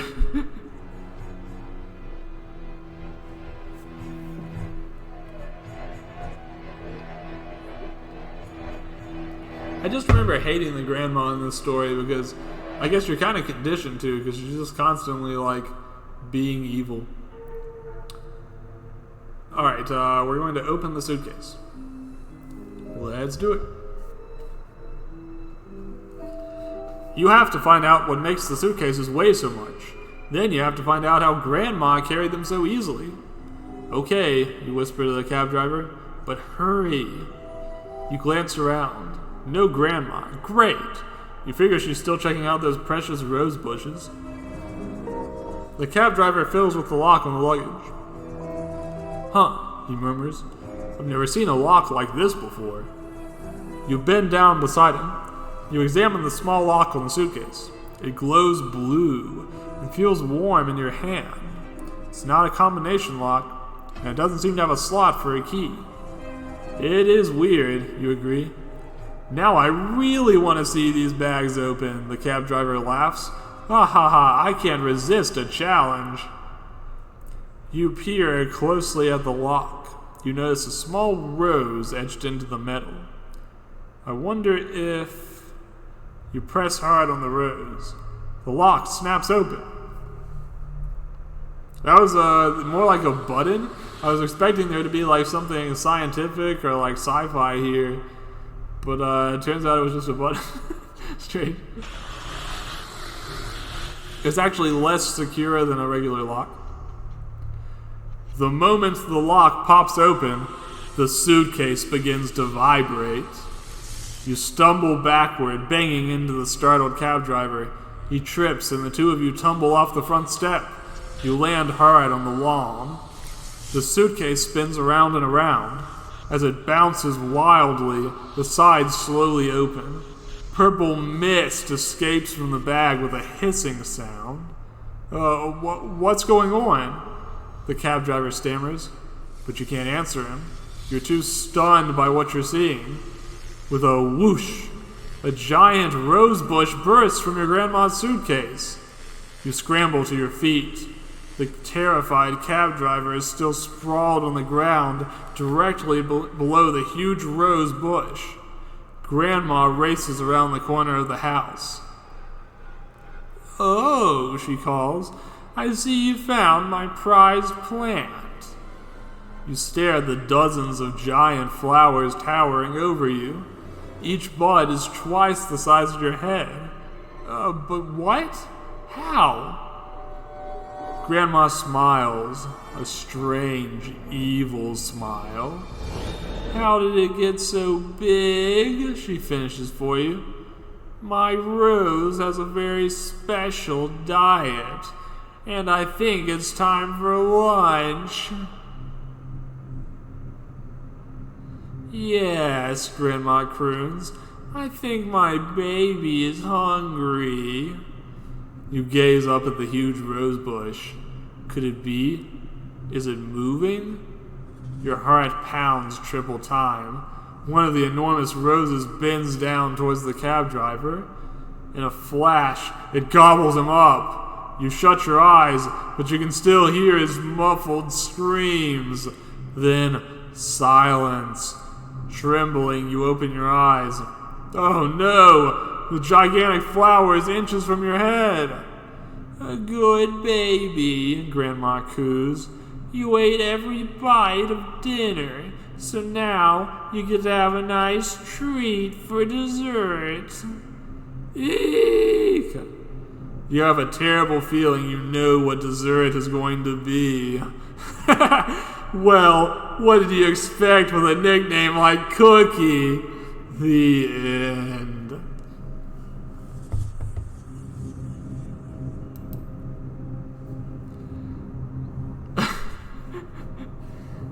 Okay, so we'll put up another poll. Burn. I think that was easily the most Terrifying ending so far. I mean, it straight up ate that guy. Jeez Louise.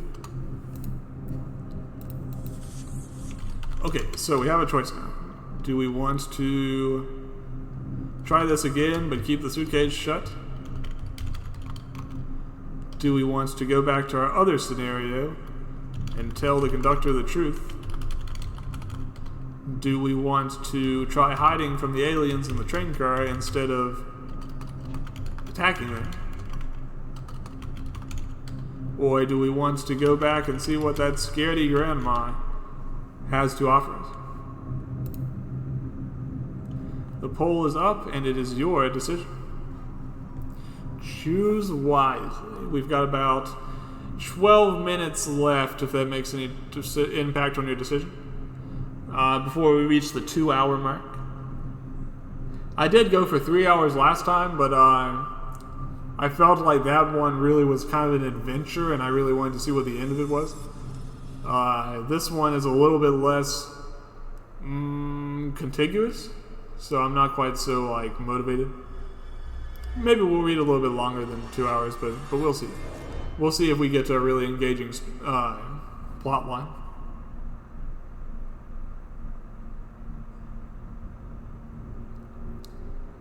Alright, the poll is coming close over, so let's see what you folks are picking. Dum dum dum dum dum.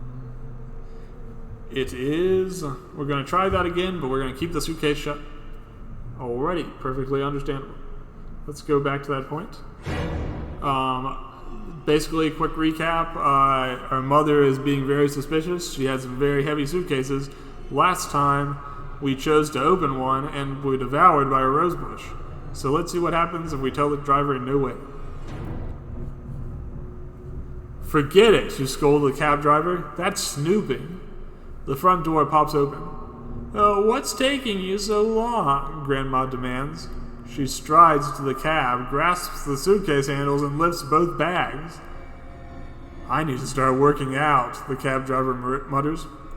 Come on, Cookie, Grandma beams at you. Show me my room. It's at the top of the stairs, you tell her.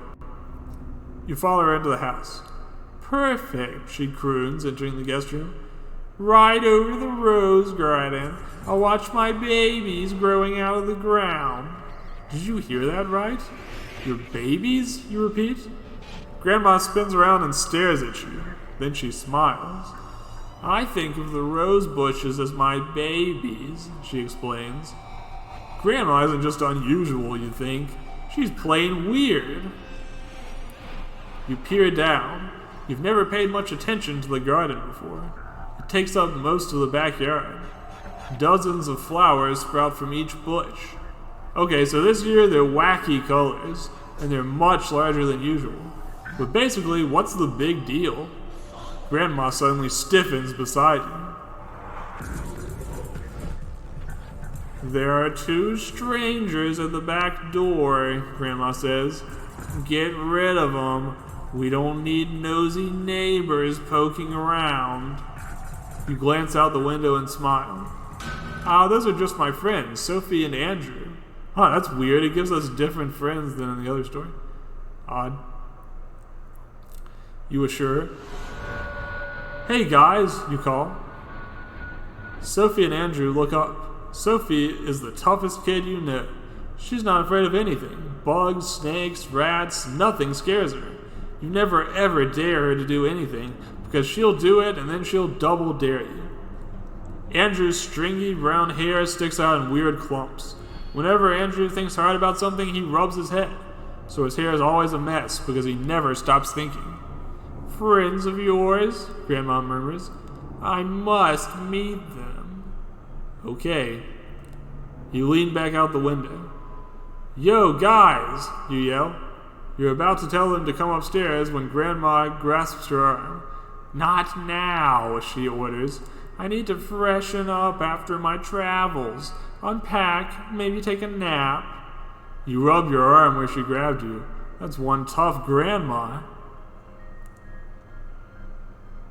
Run along now, Grandma tells you.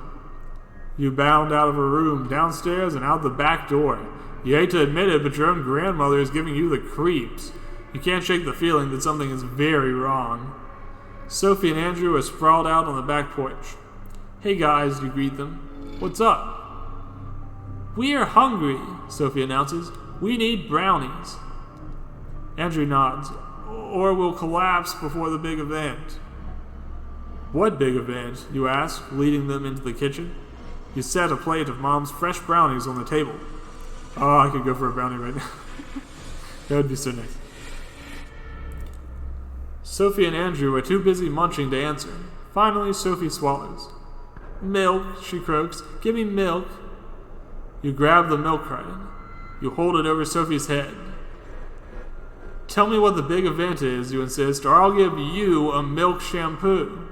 Andrew snorts. How about a Milky Way shampoo? He holds up a newspaper. Check this out. You grab the newspaper and scan the article. Meteor shower tonight. You read aloud. Cool. You peer at the tiny map. Then your eyes widen. Hey, that's my house, you sputter. 15 years ago, a meteor crashed here, right in our rose garden. Grandma said she planted the roses during a meteor shower, but she never mentioned that a meteor landed in the garden. Didn't she notice? Let's look for pieces of the meteor, Sophia suggests. I don't think we'll be able to recognize meteor fragments, you caution her. They'll just look like regular rocks. We should search anyway, Sophie insists. You know better than to argue with Sophie. You, Andrew, and Sophie head out the back door. You're surprised to see Grandma kneeling in the rose garden. She's changed out of her purple and yellow outfit into an even stranger one, a shiny silver jumpsuit. I thought she was taking a nap, you murder. Is that your grandmother? Andrew asks. I think so, you answer uncertainly. Sophie laughs. What do you mean? Don't you know your own grandmother? Right now, you're not so sure. You stare at the woman in the rose garden, the woman who claims to be your grandmother. You think back to the train station, your mother's strange phone call. Could the grandma in the garden be an imposter? She looks cool, Sophie interrupts your thoughts. Introduce us. Maybe you should tell Sophie and Andrew your suspicions. They can help keep an eye on her. Try to figure out if she's who she says she is. Or then again, maybe you're just being silly. After all, why would anyone impersonate your grandmother? And she did say she wanted to meet your friends. Alright, we have come to another poll. And the question this time up is, do we introduce our friends?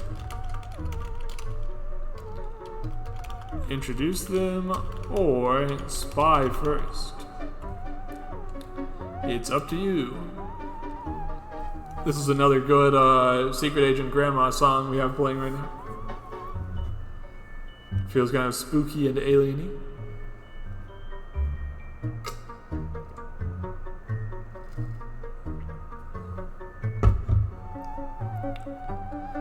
Alright, which is it going to be?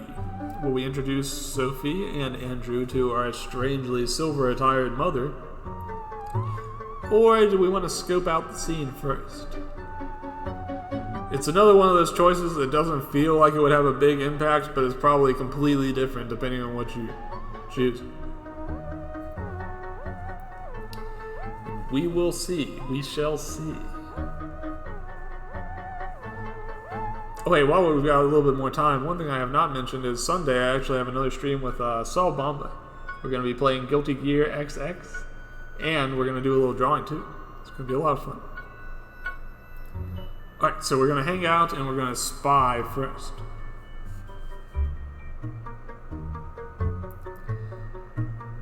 Whoop, I don't think I wrote down that choice. Oh well. Grandma makes you nervous. You want to find out more about her. I'll introduce you later, you tell Sophie and Andrew. Right now, there's something you need to help me with.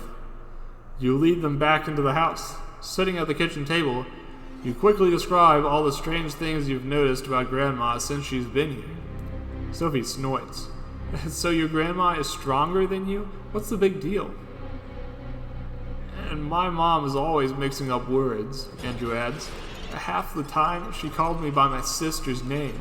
So what if your grandma said eggs instead of seeds? You sigh. They don't believe you. It's more than Grandma's weird behavior, you explain. It's a feeling I have. Andrew and Sophie laugh. Oh, excuse me, Sophie teases. I didn't realize you had a feeling. We all know how reliable those feelings are, Andrew adds. Guys, you run your hand through your hair. I'm serious. Don't freak. Sophie consoles you with a laugh. We think you're nuts, but we'll still help you. Yeah, Andrew nods. Spying will be fun. What's the plan? Plan? You haven't thought of one yet. You gaze out the kitchen window at Grandma in the garden. Maybe we should watch Grandma and try to figure out what she's doing in the rose garden. Okay. Andrew and Sophie head for the door. Then you have another idea. Or maybe we should search her room. Andrew and Sophie gaze at you. She's your grandmother, Andrew says. Make up your mind. You heard, Andrew. Choose. Are we going to spy on Grandma in the garden? Or are we going to go search her room? What level of snoopiness are you feeling? It's up to you.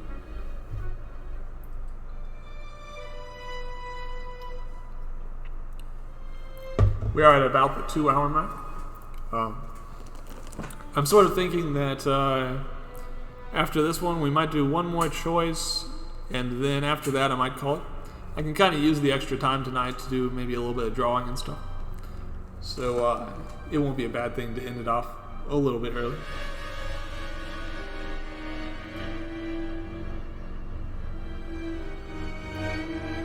We've collected quite a few endings already. We've got the couple of good endings, if you want to call them that. They were pretty strange. And then we've got some decidedly bad endings, such as being attacked by spies or being eaten by a rosebush. It's been quite a mixed bag tonight. Alright, let's see what you picked. We're saying spy on Grandma. Okie dokie. First, let me write down this choice. 41. Alright. Now I'm going to the next page. Spy on Grandma in the garden. Let's find out what Grandma's doing in the garden, you say. Won't she notice us? Andrew asks. You gaze out the kitchen window. The treehouse, you exclaim. We can spy on her from there. Sophie slaps you a high five. Great plan. You, Sophie, and Andrew dart out the door. You scurry up the tree trunk. At the top, you pull yourself onto the platform. Andrew and Sophie flop down beside you on the weathered planks.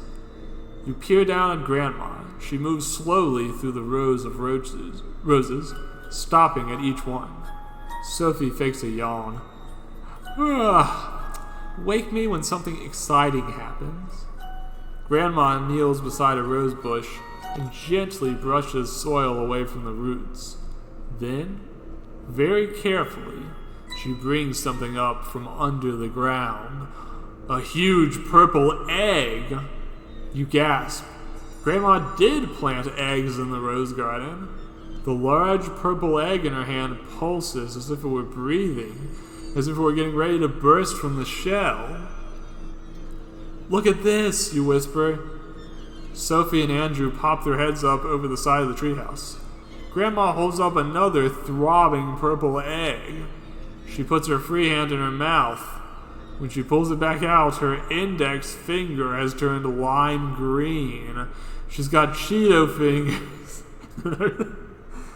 A metal tip as sharp as a pin extends where her nail should be. That's not a human finger, you realize. Grandma sticks the metal tip into the pulsing egg. It throbs faster. Then it glows as if it were lit up from the inside. Satisfied, Grandma lays the egg back down on the ground.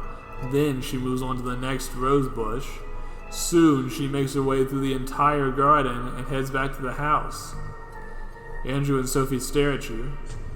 I hate to say this, Andrew begins. Your grandma I think, Sophie tries. You nod miserably.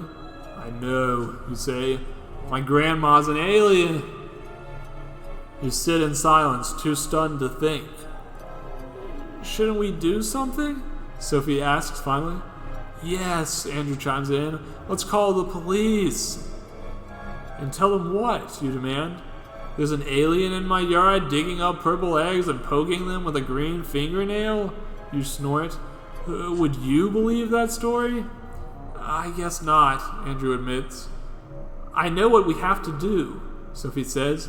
We have to capture your grandma. Then we'll torture her until she spills her guts. Sophie, you stare at your friend. She grins. Just kidding about the torture part, but I do think we should capture your grandma. A horrible thought hits you. Oh no, you gasp. If the woman in the garden is an alien, then the woman I saw at the train station must be my real grandmother. What should you do? Your real grandma is in danger, but you and your friends are in danger too. Maybe the whole world is in danger from the alien. You don't even know why she's here. We have another choice. That choice is...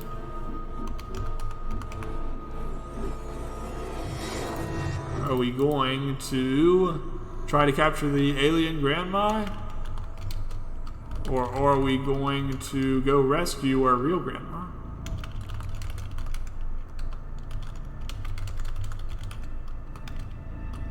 The choice is yours. Starting the poll.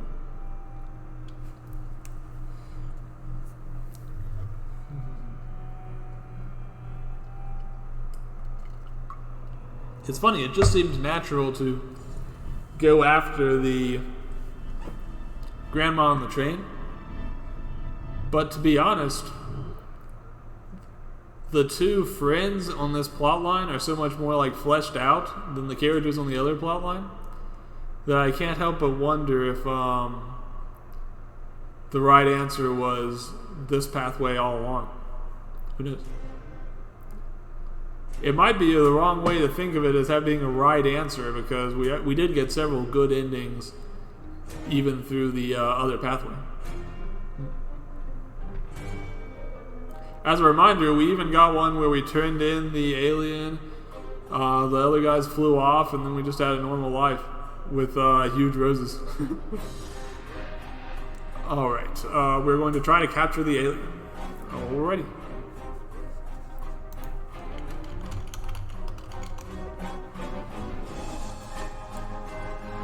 We better try to capture the alien, you decide. It's the only way we'll be able to get someone to believe us. And help us, Andrew adds with a shudder. But how? There are 3 of us and only one alien, Sophie points out. Maybe we can knock her out and lock her up. It's the best idea anyone can come up with. You two hide in the garage, you instruct your friends.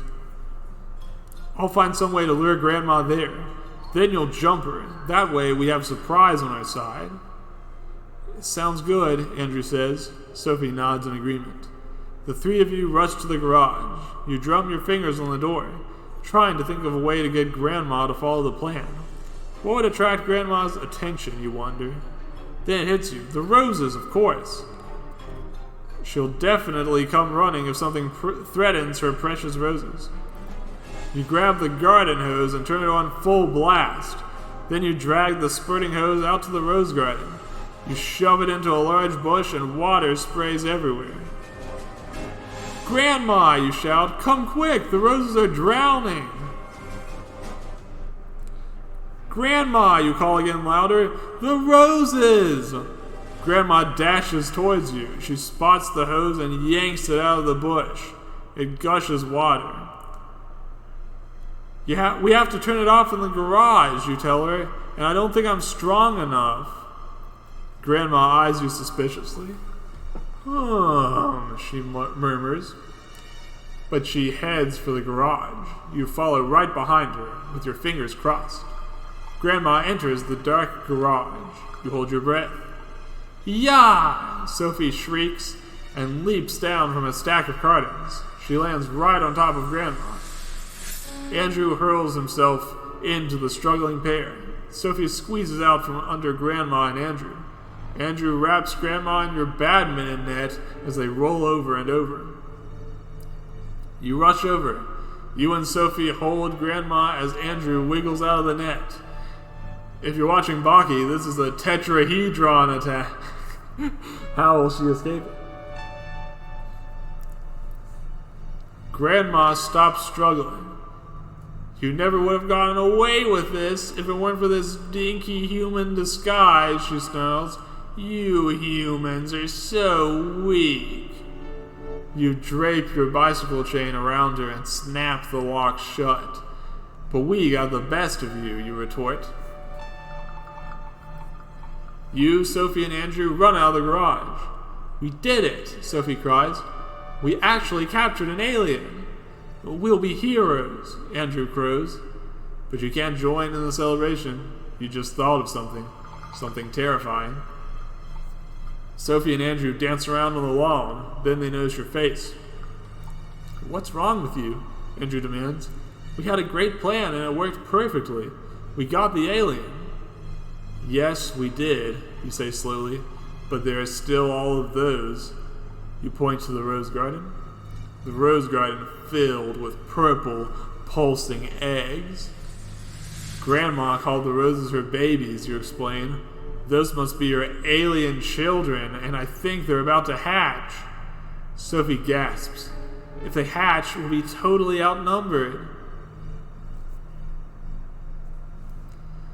Should we call the authorities right now, you ask them? Or do we figure out something to do with the eggs? Andrew and Sophie don't say a word. They just stare at you, so it's up to you. It's the classic Goosebumps choice. Do we call the authorities? Or do we deal with the eggs?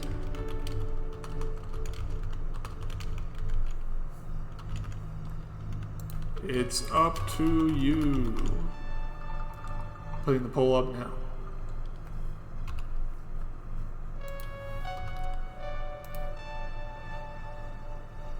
Do you want the policeman to shoot those eggs for you?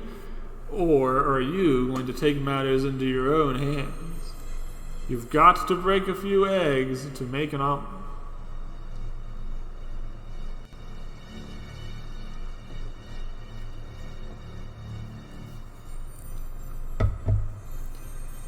Alright, which is it going to be? The authorities is often a very loaded question in these choose your own adventures. But usually if it looks like a trap, then it might very well be. I don't know, hard to say. The logic in these is sometimes impenetrable. We'll see how you want to handle those eggs. Alright, poll's ending. Let's see what you got. Deal with the eggs. We're taking this into our own hands. We're going to scramble those eggs. But first, let me write this choice down.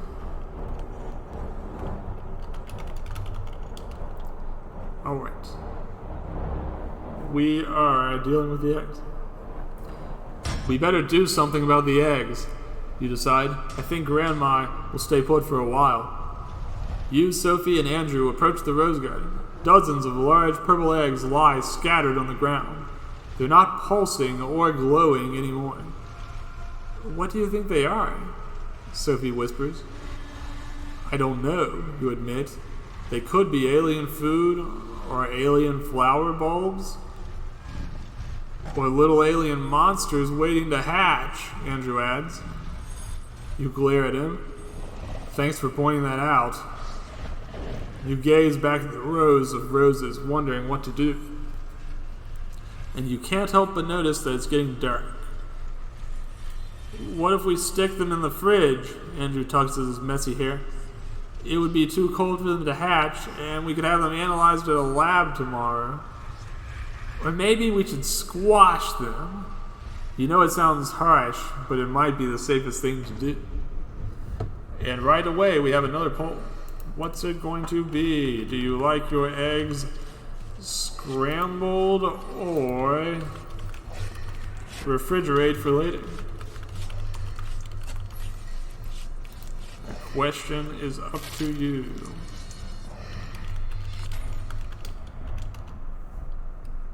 And I will put the poll up now. We're getting surprisingly far into this branch.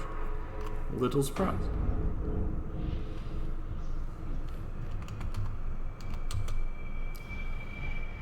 My voice is kind of leaving me, so I think after we get to the next ending, we might call it there.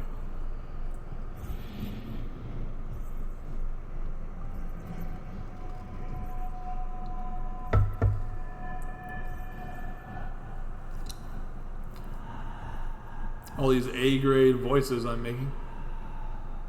You've got your kind of derpy sounding friend. You've got your scared sounding friend. You've got your one almost female voice that I do. You've got your grandmother voice. I was kind of fond of the alien voices. I'm a little depressed I haven't had a chance to make one of the like lizard-eyed alien voices that I was doing. Too bad.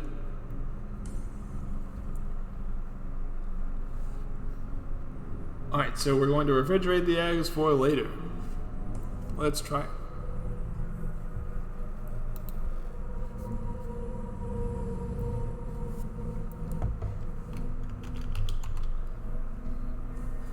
Refrigeration is the way to go, you decide. You, Sophie, and Andrew gather up the eggs. It takes you each 3 trips to get them all into the house. By eating the leftover plate of chicken, throwing out the Brussels sprouts, and rearranging the milk and juice, you manage to fit all of the eggs into the refrigerator. By the time you're done, it's dark outside. Guys, you say to Sophie and Andrew, not that I'm scared or anything, but would you mind sleeping over? They must understand how you're feeling. They don't even tease you. They just exchange a nervous look and say yes. The next morning, the sun streams through your bedroom window. You stretch, wiggling your toes and fingers. Then you freeze. Your heart pounds hard in your chest. Noises are coming from downstairs. You leap out of bed, trying to avoid stepping on Sophie and Andrew in their sleeping bags. Wake up, you whisper. There's something moving around downstairs. Sophie's eyes widen. Grandma! The eggs, Andrew gulps. You, Sophie, and Andrew sneak downstairs. You huddle outside the kitchen door. On 3, you instruct them. 1, 2. Your voice shakes with fear. You gulp. 3! With a shout, the 3 of you charge into the kitchen. You tear across the linoleum and smash right into your mom. She shrieks and drops a plate of scrambled eggs. Your dad jumps up from the table, scattering his newspaper. Mom, Dad, what are you doing here? You demand. I got an emergency call from work, Mom explains, cleaning up the mess. That's what I told you on the phone at the train station, remember? So we cut our trip short. We just got in half an hour ago. We didn't want to wake you. So where's Grandma? You sneak a peek at Sophie and Andrew. I guess she's still sleeping? You mumble. Well, it might be true, even if she is sleeping in the garage. Sit down, kids, your mother commands. I made a huge breakfast. Excellent. You, Sophie, and Andrew wolf down 3 big plates of scrambled eggs. Even your dad, who usually only has coffee in the morning, manages to finish a second helping. Funny, he says. I can't stop eating these eggs. You suddenly have trouble swallowing. Mom, you ask, where'd you get these eggs? You aren't happy when you hear the answer. From the refrigerator, silly, she tells you. She spoons up another forkful. Did you buy them? They weren't there when we left. You gaze at Sophie, then at Andrew, then you stare down at your plate of food. Were they kind of unusual looking? You ask your mom. Come to think of it, they were rather large, she thinks for a moment, and a strange color. Your stomach does a flip-flop. You've been eating the alien eggs. Have you ever heard the expression, you are what you eat? You're about to find out how true it really is. The end. That was a pretty good ending. I like that one. Funny. I don't know how your mom managed to mistake those giant purple pulsating eggs for regular eggs, but I'll still take it. Okay, well, I had a lot of fun. I think I'm going to call it there because except we're not about to find out. Right, that's the end. You'll have to use your imagination on the rest of this. But that's the greatest tool. We can write our own stories through the power of imagination. So when you return, I want you to have a fan fiction prepared for Secret Agent Grandma. I want you to tell me what happens after we eat the eggs. Just make your own choices and make sure it reaches at least like 1,000 words. And just report back in and we'll read it next time. I'm just kidding. But anyways, yeah, I do think I'm going to stop it there. My voice is getting just a little bit hoarse, and I think I'd probably better cut it out for tonight. Thanks again for coming. It was still a lot of fun. And I'm going to see if there's anybody I want to raid. Give me one moment. Who would be good? Who would be good?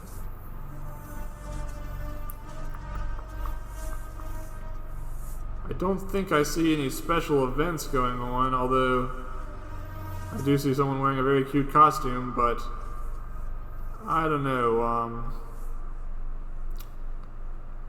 Why don't we do a raid into... There's somebody doing some art, and I've not raided them before. I believe I followed them because their art looks very nice. So why don't we try it out and just see what their stream is like.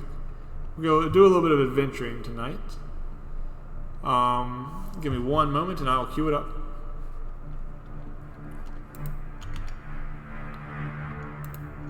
One second. Yeah, this story was interesting. I don't think I liked it quite as much as The Screaming Knight, but it was still a lot of fun. And we have one more to come, of course.